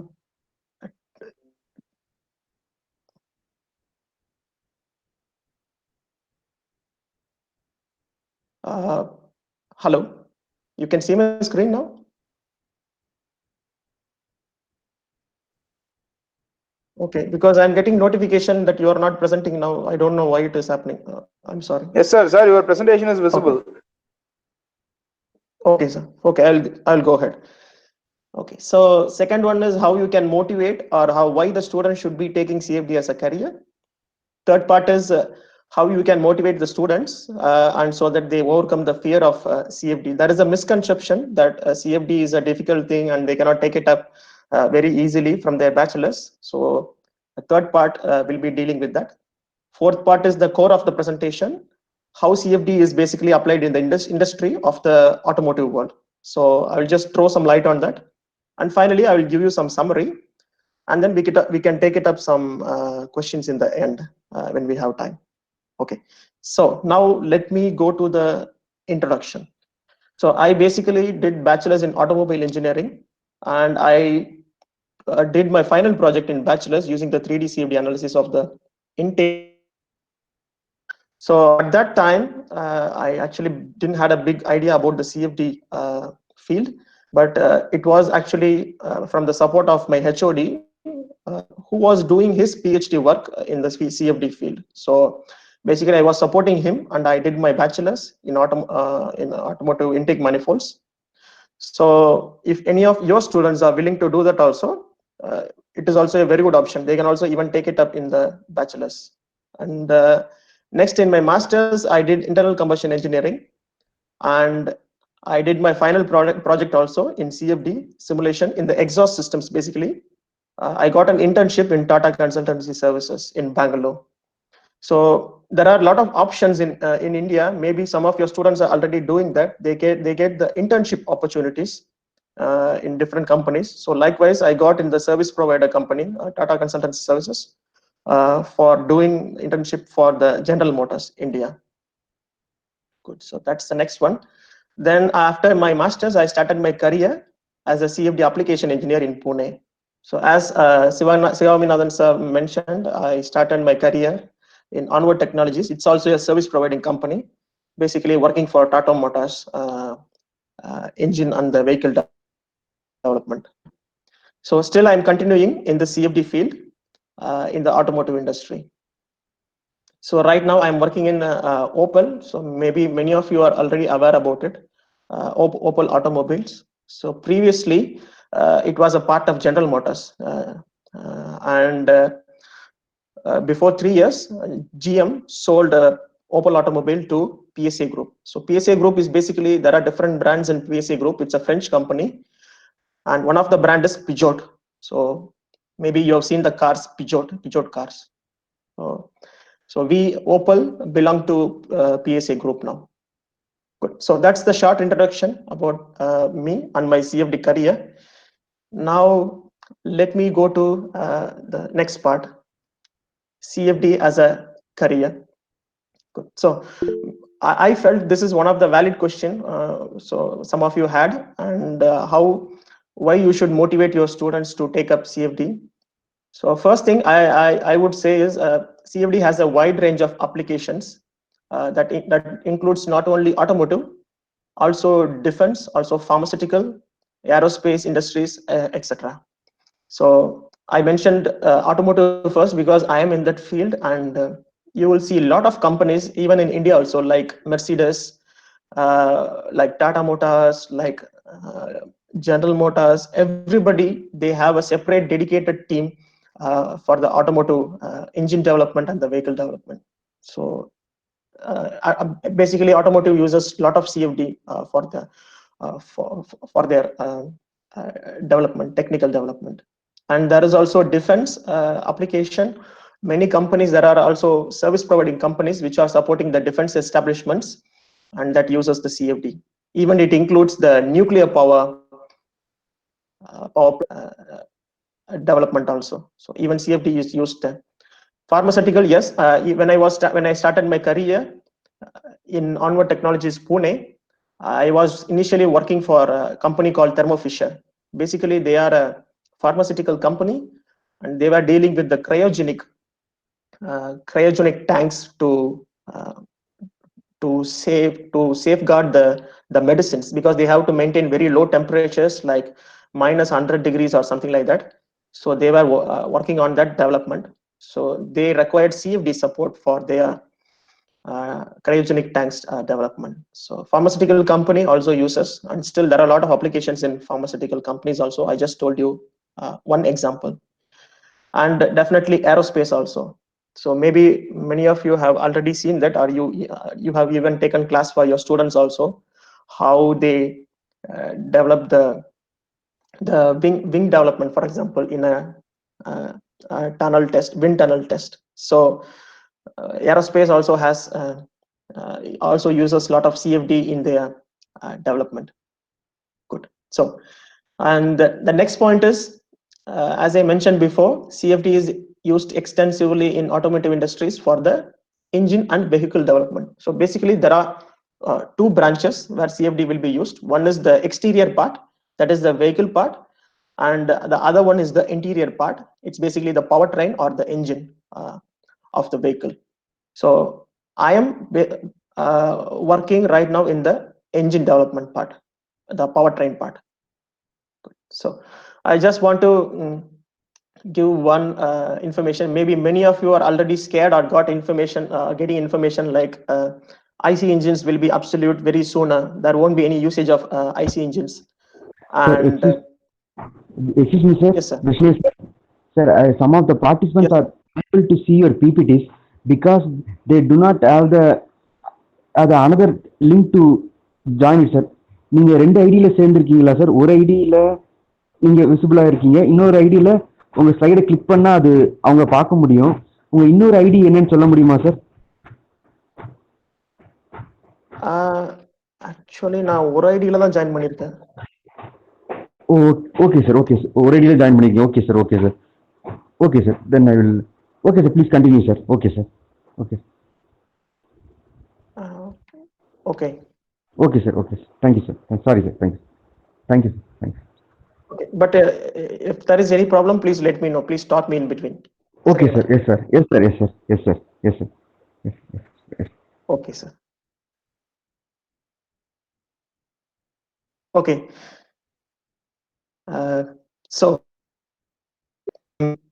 So this point, basically, I mentioned here that IC engine development will not go away in a sooner time.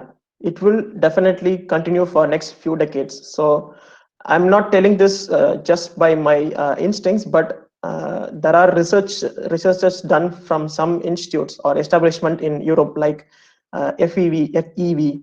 Basically, maybe some of you have heard about FEV. They are the engine development establishment. They are very good in that, and they have done some study, and they propose that still the IC engine development, the reason why the students can take it up as a career. And the next one is the CO2 emission strategy. So now most of the countries are implementing the CO2 emission strategies, very stringent norms of the CO2 emissions, and CFD plays a very important role in the improvement of the CO2 emissions. So for example, you take the combustion, you take the thermal management of an engine, or the aerodynamics part of the engine.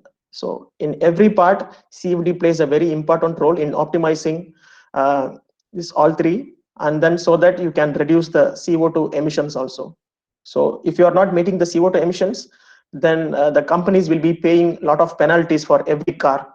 So the government sets a target, for example, of 140 grams of CO2 for one vehicle, and if the company is exceeding by 20 grams or 30 grams, so for every vehicle they manufacture, they have to pay the penalty for the CO2 emissions, for the additional CO2 emissions that is exceeding the target.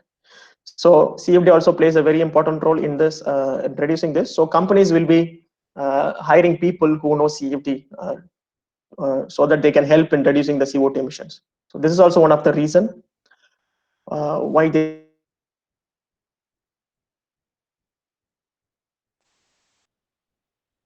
automotive. There is a lot of scope. And okay, then the electric vehicles, we simply call it as BEVs and fuel cell vehicles. So instead of IC engines, we use the fuel cell stacks to generate power and run the vehicle, and the hybrid vehicles where we use the IC engines and also the rechargeable batteries. So all these are the future, and it has a lot of scope for CFD in its development. So to say an example, every company, and in Frankfurt, Germany, every 2 years there will be an international auto expo happening, and maybe many of you are aware about that. And I attended this international auto expo for last 4 years, for example, or last 3 years, and every year when I attended the first time, there was very less battery electric vehicles or hybrid vehicles, but the next year it has increased. And the latest auto expo I have seen, every company had a hybrid version model, had a fuel cell model, had a battery electric vehicle model that is exhibited in the Frankfurt International Auto Expo. So there is a lot of scope for CFD in its development, and even I had to change the field to the battery electric vehicle development. Okay, so someone had any question? Okay, so I think I can continue. Okay, so now I'm Yes, sir. Yes, sir. okay. So now I'm on to the next slide. I'm continuing with the CFD as a career. Why students can take it up okay, as a career. Okay. Okay, now the OEMs, the original equipment manufacturers like our company, Opel, or in India like Tata Motors or Fiat or any other companies, and the engineering service providing companies are in need of CFD engineers. So I still see a lot of requirements for the CFD engineers. Maybe the OEMs has reduced, but they are outsourcing a lot of work to the engineering service providers who knows the CFD techniques and who can help them. That is also one of the reason. And the next is learning CFD tools. So I started initially learning the CFD tool when I was in bachelor's. For example, I started learning Star CD. There is a tool called Star CD, and that's a very good additional value qualification for that the students can have. It's always a very good added value if they learn some tools in CFD. And I just given some examples like pre-processing tools like the Hypermesh, ANSA, Fluent. Maybe many of you are already aware about this.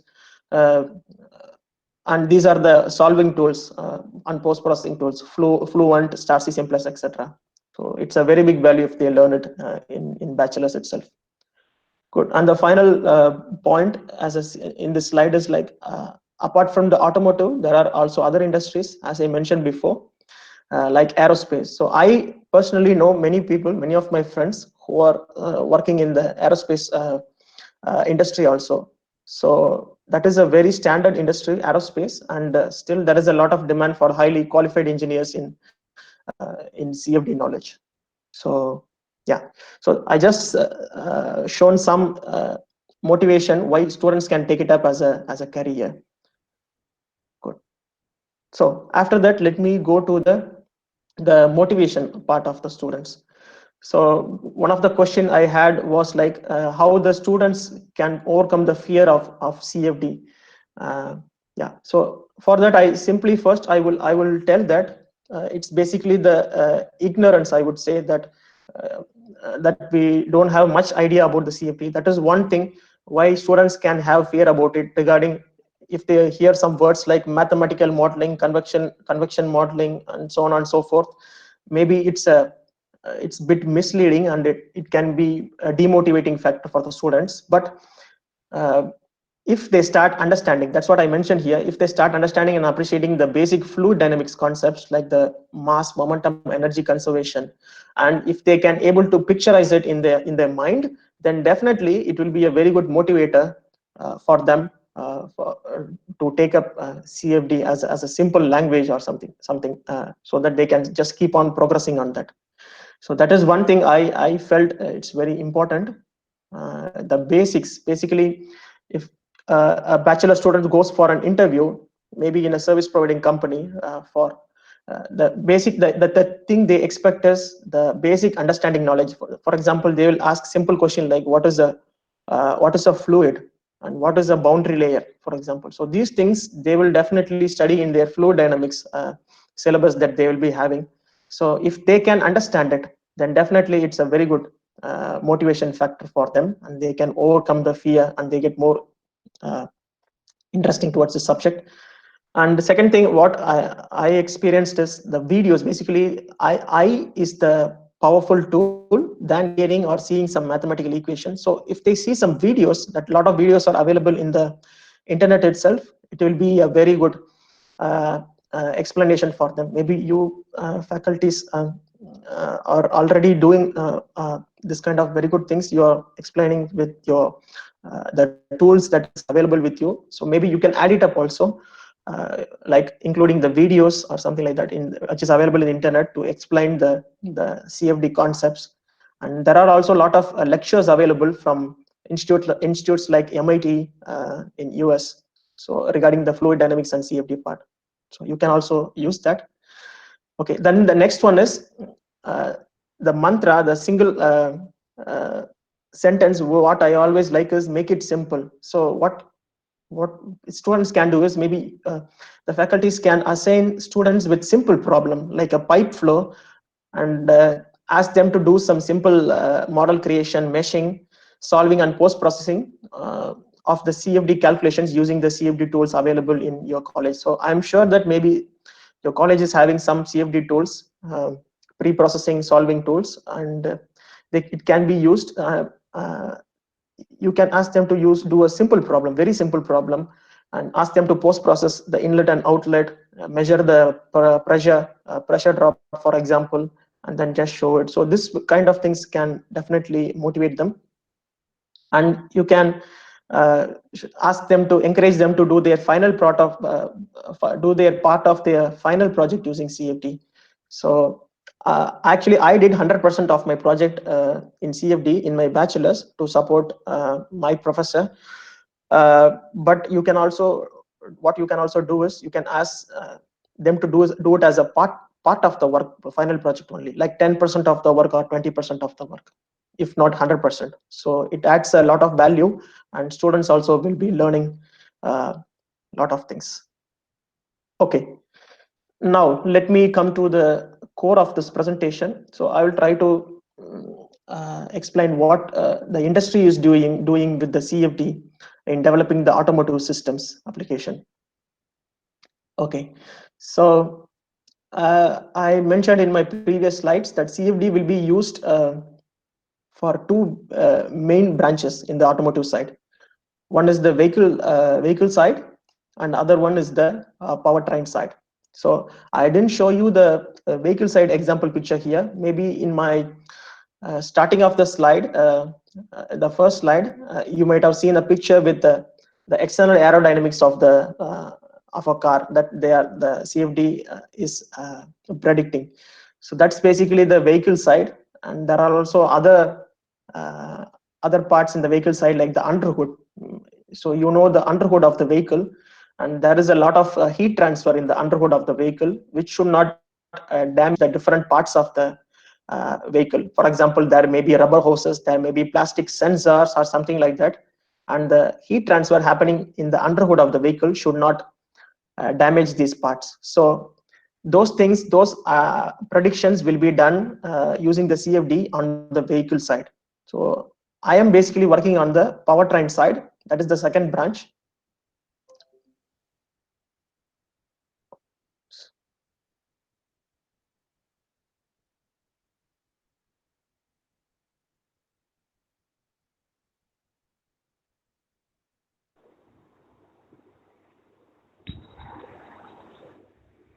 Dear sir, Sir. is there any problem, sir? No problem. You hear me, right? Yes, sir. Yes, sir. Yes, sir. Yes, sir. Yes, sir. Yes, sir. We are able to hear your presentation, and we are able to see your presentation also, sir. No problem, sir. Okay, thanks for confirmation. Yeah, because I got some notification, that's why I stopped. Sorry. Yes, sir. Okay, I will continue. Okay. Okay, Okay, sir. I'll continue. So yeah, so when I mentioned powertrain, in today's trend, the IC engines are definitely, I agree with that. It is reducing the development of IC engine, and there is now emergence of the BEVs. So BEVs, basically, I mentioned it as the battery electric vehicles. It's 100% electric vehicle. And second thing is the fuel cell. So instead of a power IC engine, we use fuel cell stacks to generate power for the vehicle. And third one is the hybrid. So even I started working on this field on the powertrain side. And some automotive companies invest more on simulation for the engine and vehicle development alongside testing. So I can give you one example. For example, General Motors like companies, they trust more on the simulation side. So to give a very easy understanding, the importance they give for that, when there was some problem, the lay of problems that came in the General Motors company, there was a discussion, and the higher command decided that they want to keep the CAE department, or the CAE group, which is doing the, when I say CAE, it also includes the computational fluid dynamics and also the structural analysis. So they want to keep that part at any cost. They don't want to leave that part, and they were even uh, ready to reduce the manpower or the resource power in the testing side also. So that was the importance they were giving. General Motors company was giving when there was a problem. So that's why I mentioned this point. Some automotive companies invest more on the simulation for the engine and vehicle development alongside testing. Good. And okay, so in the powertrain side, there are some branches from the powertrain side that I can show you here. One is the airflow. So in the conventional IC engine, there is the airflow in the system, and there are a lot of work done using the CFD for this optimization airflow. And second one is the thermal management. So when I say thermal management, it is basically the cooling system of the whole engine. And third one is very important part also, the combustion.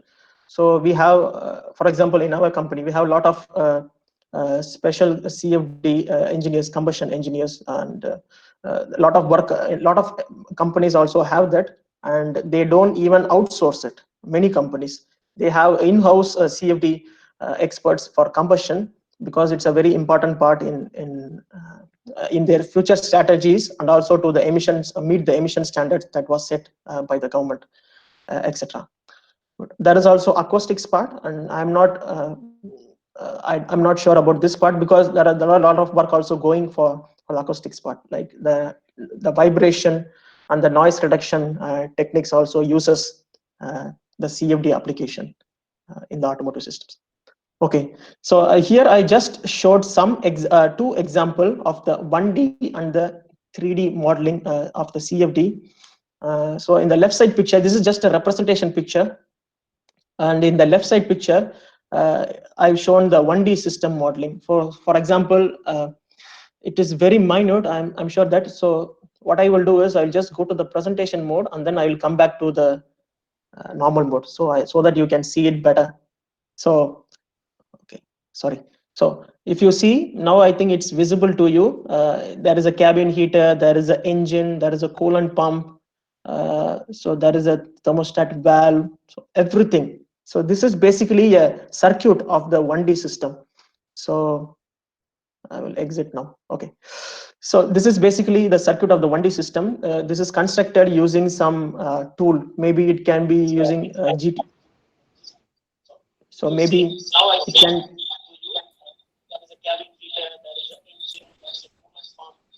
Okay, sorry. Somebody can go to mute, because I'm hearing my voice again. Okay, now it's clear. Okay. Yeah. So this is constructed using maybe a 1D tool like GT Power or AMSIM application. So these are the tools, GT Power and AMSIM are some of the tools for the 1D modeling. So the 1D guys, 1D CFD guys basically model the whole system. For example, if you take a cooling system, it includes the coolant pump, the engine cooling jacket, and the cabin heater. So it includes the whole system in the 1D side.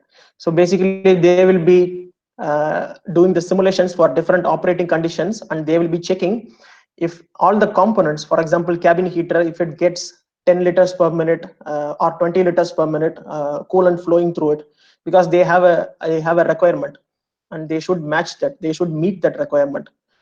And once engineers, 1D CFD engineers say, okay, the system is very good. We are getting very good amount of coolant flow for this particular cooling system. And then the engineers, the release engineers will agree on that, and then they will go for the prototype of the engine. Okay, and here in the right side, I'm showing a detailed 3D geometry or the 3D CFD analysis example. So this is basically the water jacket of the engine. So in the 1D, in the left side, you see the engine, just mentioned as engine as a one small point here. But in 3D, we are doing it in detail. So the drawback in 1D is you cannot do a detailed study, but in 3D, you can do a detailed study. Okay. Yeah, so I think still you can see my screen. Okay. Let me continue. Okay, sir. Thank you. Okay, so let me continue. So when I say 3D detail model, here you see the example of HTC. It's the heat transfer coefficient. So it is a very important factor for us because the boiling, lot of boiling happens in the engine cooling jacket. So there is something known as good boiling and a bad boiling in industrial terms. But in the mechanical side or the university side, you will be studying the film boiling, pool boiling, different regimes of boiling. So that, of course, you know that. So we don't want that the film boiling to be happening, which is a bad boiling for us, for example. And so we basically check the HTCs in different regions of the cooling jacket and the velocities and how the distribution of the coolant happens, everything. So based on the predictions from the CFD, we plot pictures like this, and then we target some areas. For example, if we see a very low HTC in some region, in some very critical region, when I say critical region, it is the exhaust valve bridge region, for example. So maybe I'm not sure if you see my cursor. So for example, in this region, it will be very hot, and we need a very high HTC to cool down that region. So when that is not happening, and that CFD is predicting very low HTC on this region, then we try to improve it. From the CFD engineers will try to improve it. So that's how it happens here. Okay, so I will just show you a flow chart how the process takes place in general in all the companies. Okay, so in general in all the companies.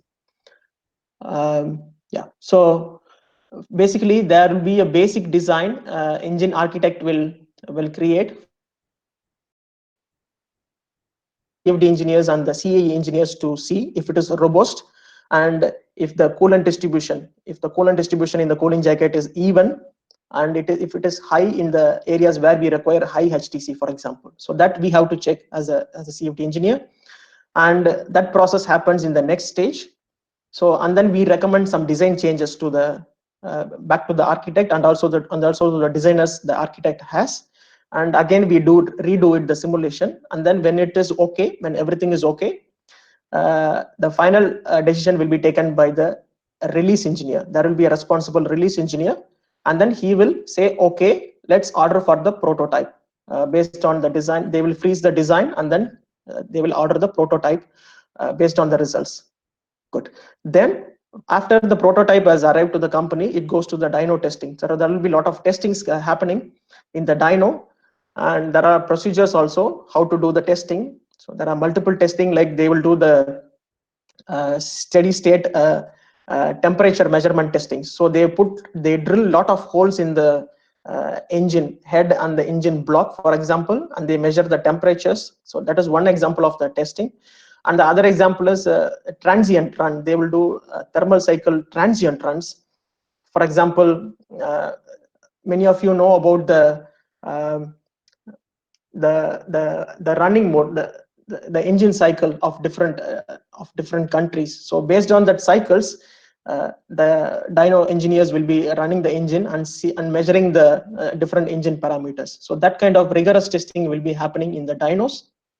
And what will happen is we will also use the dyno results to validate our CFD predictions. For example, if dyno is predicting 200 degree C temperature in the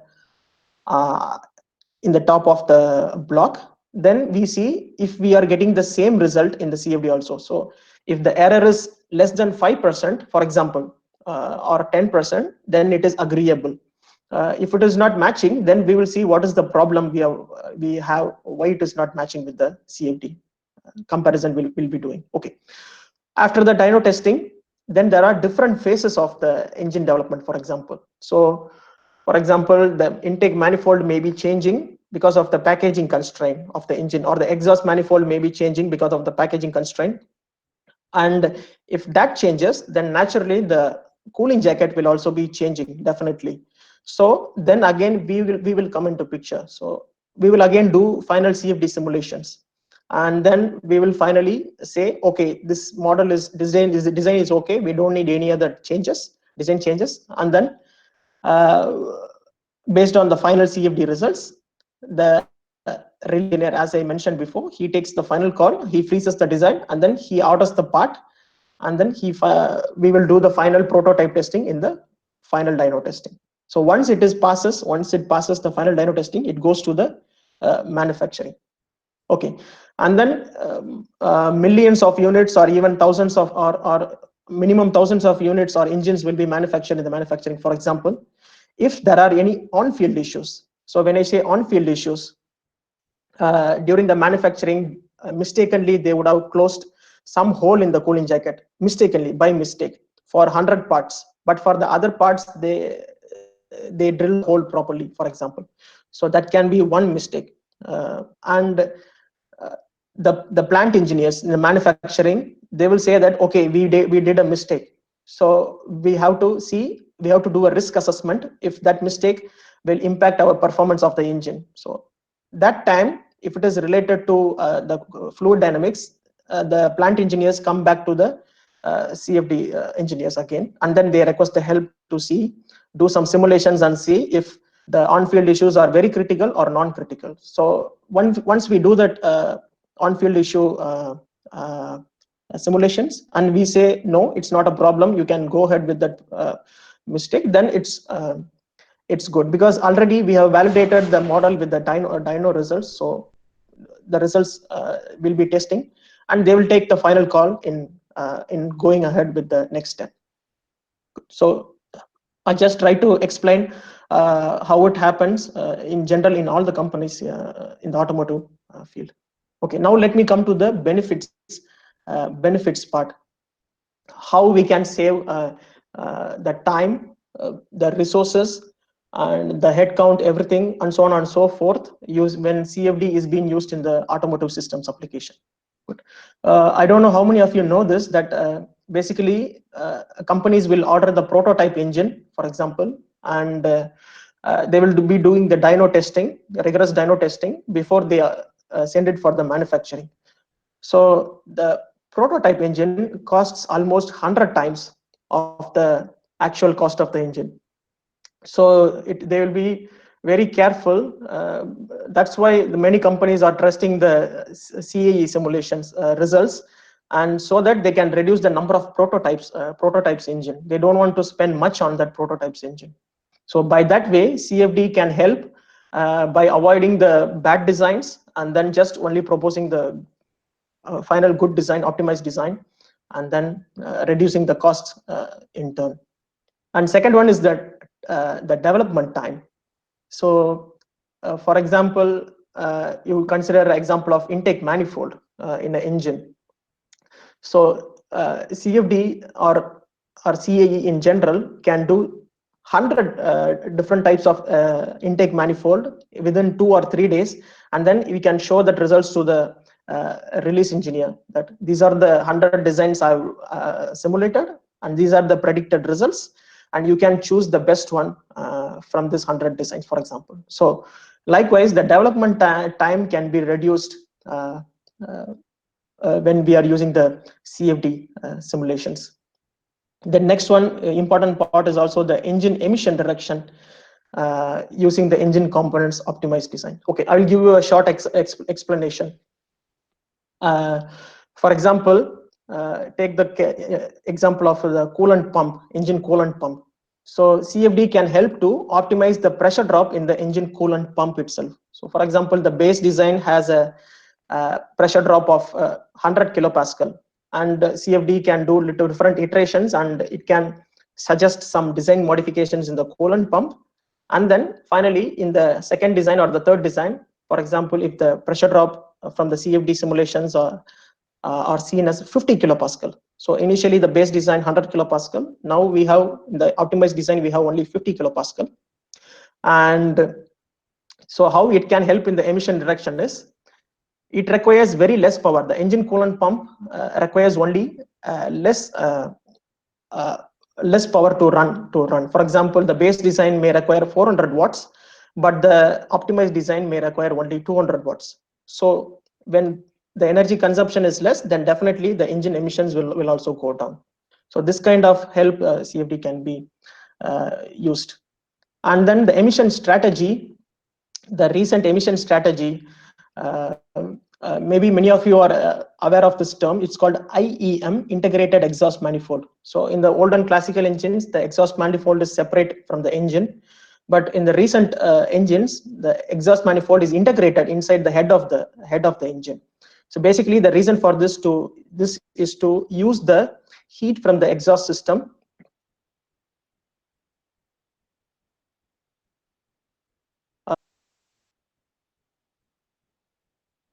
for the different parts of the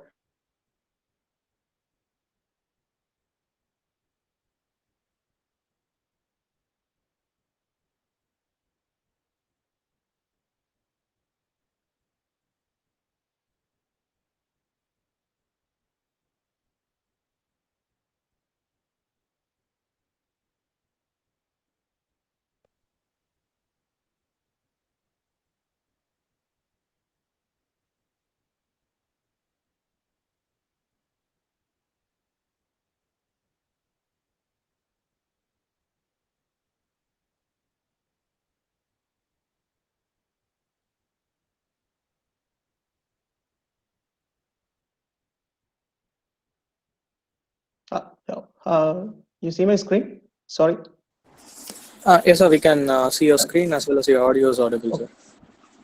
Okay, thank you.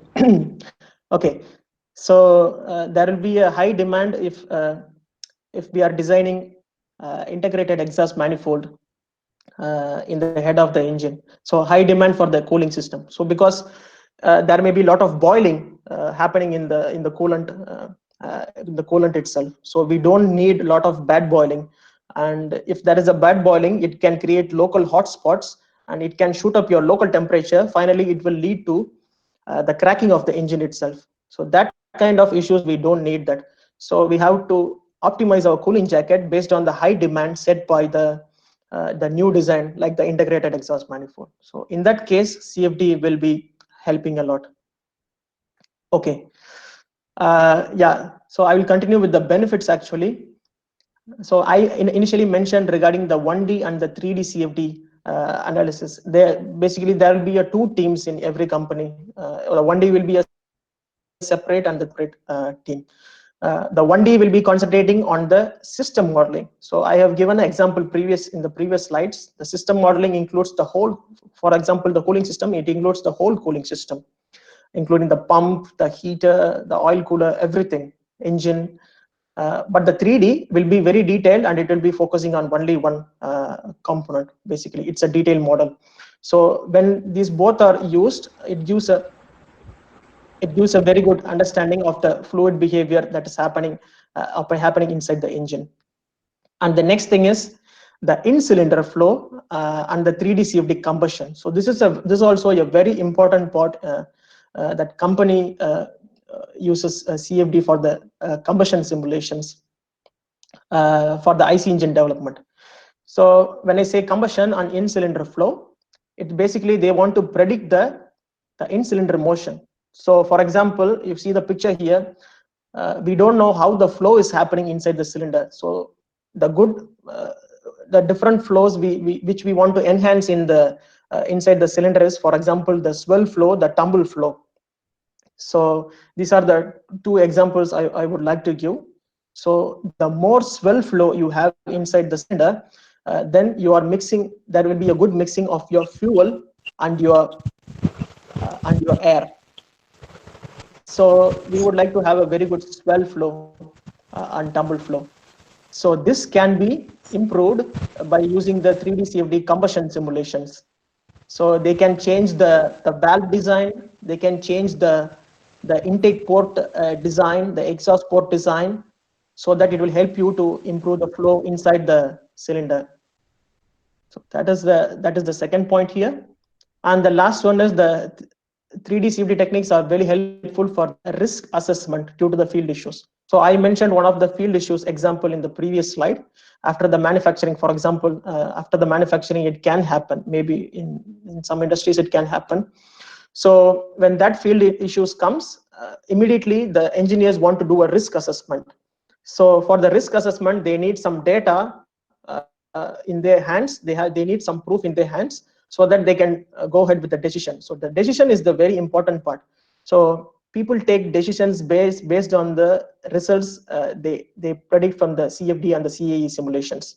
So these techniques, the 3D CFD techniques or the 1D CFD techniques are very helpful for the risk assessment processes in the companies. Okay, so maybe the summary finally I would like to share. So it is a very turbulent market in today's scenario, in today's world, especially the automotive market. But still, CFD plays a very important role in the vehicle and the engine development. Most of the companies still rely on it.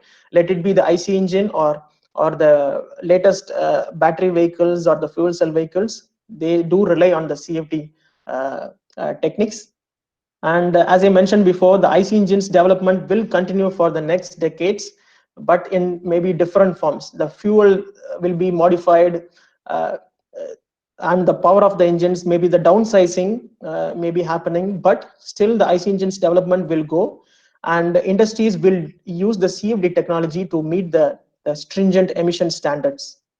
And almost all the automotive companies has 1D, 3D CFD teams in technical centers, and on-field issues, task force example needs CFD support. So when I say task force, I mentioned there will be dyno testings in the company in one of the phases, in every phases of the engine development or the vehicle development. So during the dyno testing, they may see, after the tests are done, they may see the cracks are happening inside the engine, which they don't want. So once that kind of problem comes, then they need a CFD support. So finally, students shall be encouraged to take a CFD as a career, since there is a lot of scope is available in the changing automotive field. So I mentioned the automotive field because I am in that field, but there are also other fields which has a lot of scope for the CFD engineers. Okay, finally, thank you very much for the opportunity. I just put one of my inspiration, Kalpana Chawla's photo, because she started her career as a CFD engineer. Yeah, that's why I put her picture on there. Okay, thank you very much. If you have any questions, please let me know. Yes, formally, I would like to thank Mr. Pranav Jeevanandam on behalf of Department of Mechanical Engineering and RIT IST chapter. I would like to register my sincere thanks, sir. So it was a very informative session, and the content that you have presented was really an eye-opener for us regarding CFD. And obviously, as a academician, in future we'll be working on this CFD, and as you said earlier, we will also guide our students towards this CFD for their career as a choice. So once again, I would like to register my sincere thanks, sir. So now the question is, I'm sorry, the session is open for question and answer. The participants can type their question in the chat box so that it will be conveyed to the resource person. Thank you, sir. Thank you very much, sir. Yeah. Sir, Vishnu sir. Sir, Hi, sir. Yeah. hi, sir. One participant has posted a question that which shape of nozzle can be used for swirled nozzle flow? Swirl. Okay.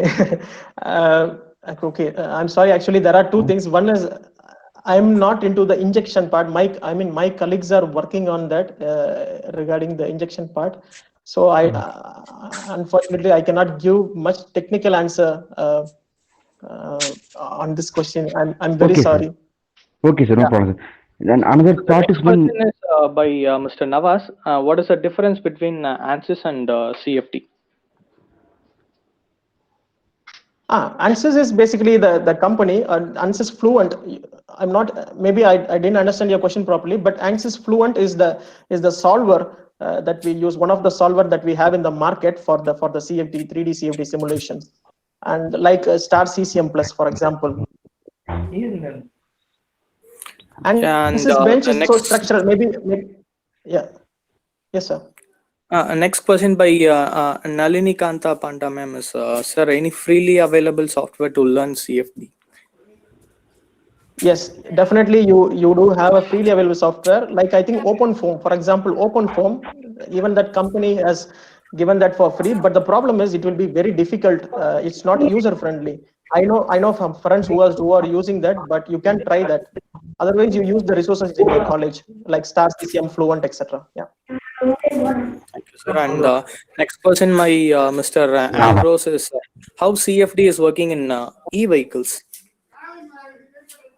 Yeah, very good question. So as I mentioned, battery electric vehicles, I started doing that. For example, the thermal management in the battery electric vehicles, you have different battery stacks, and that can be exothermic reactions happening inside the battery stacks. And we don't want, and sometimes it can catch fire also because of the bad exothermic reaction. We don't want that to happen for a customer. So we do thermal simulations and predict the temperatures, for example. I just give a short introduction about this. Yeah. That way you can And next help the question. e-vehicles.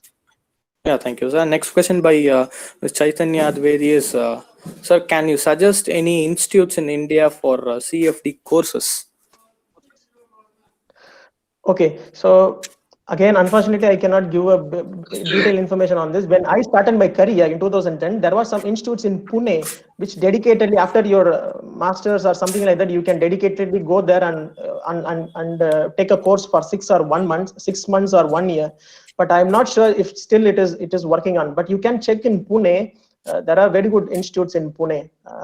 Unfortunately, I cannot tell the name of the institute. Next question by Mr. Namraj Sarwan is, what type of standard used to CFD, and please mention the standards. I'm sorry, sir. What type of? Standards are used in CFD, and please mention the standard. So Okay. probably I'm not sure what standard he is asking. Shall I go to the next question, sir? Yeah. So that meanwhile he can Yes, mention specific. unfortunately, I don't. Yeah, I don't understand. Also, sorry. Yeah. Yeah. Our next question is by Mr. Aman Chowdhury. From which platform we can get more information about CFD, sir?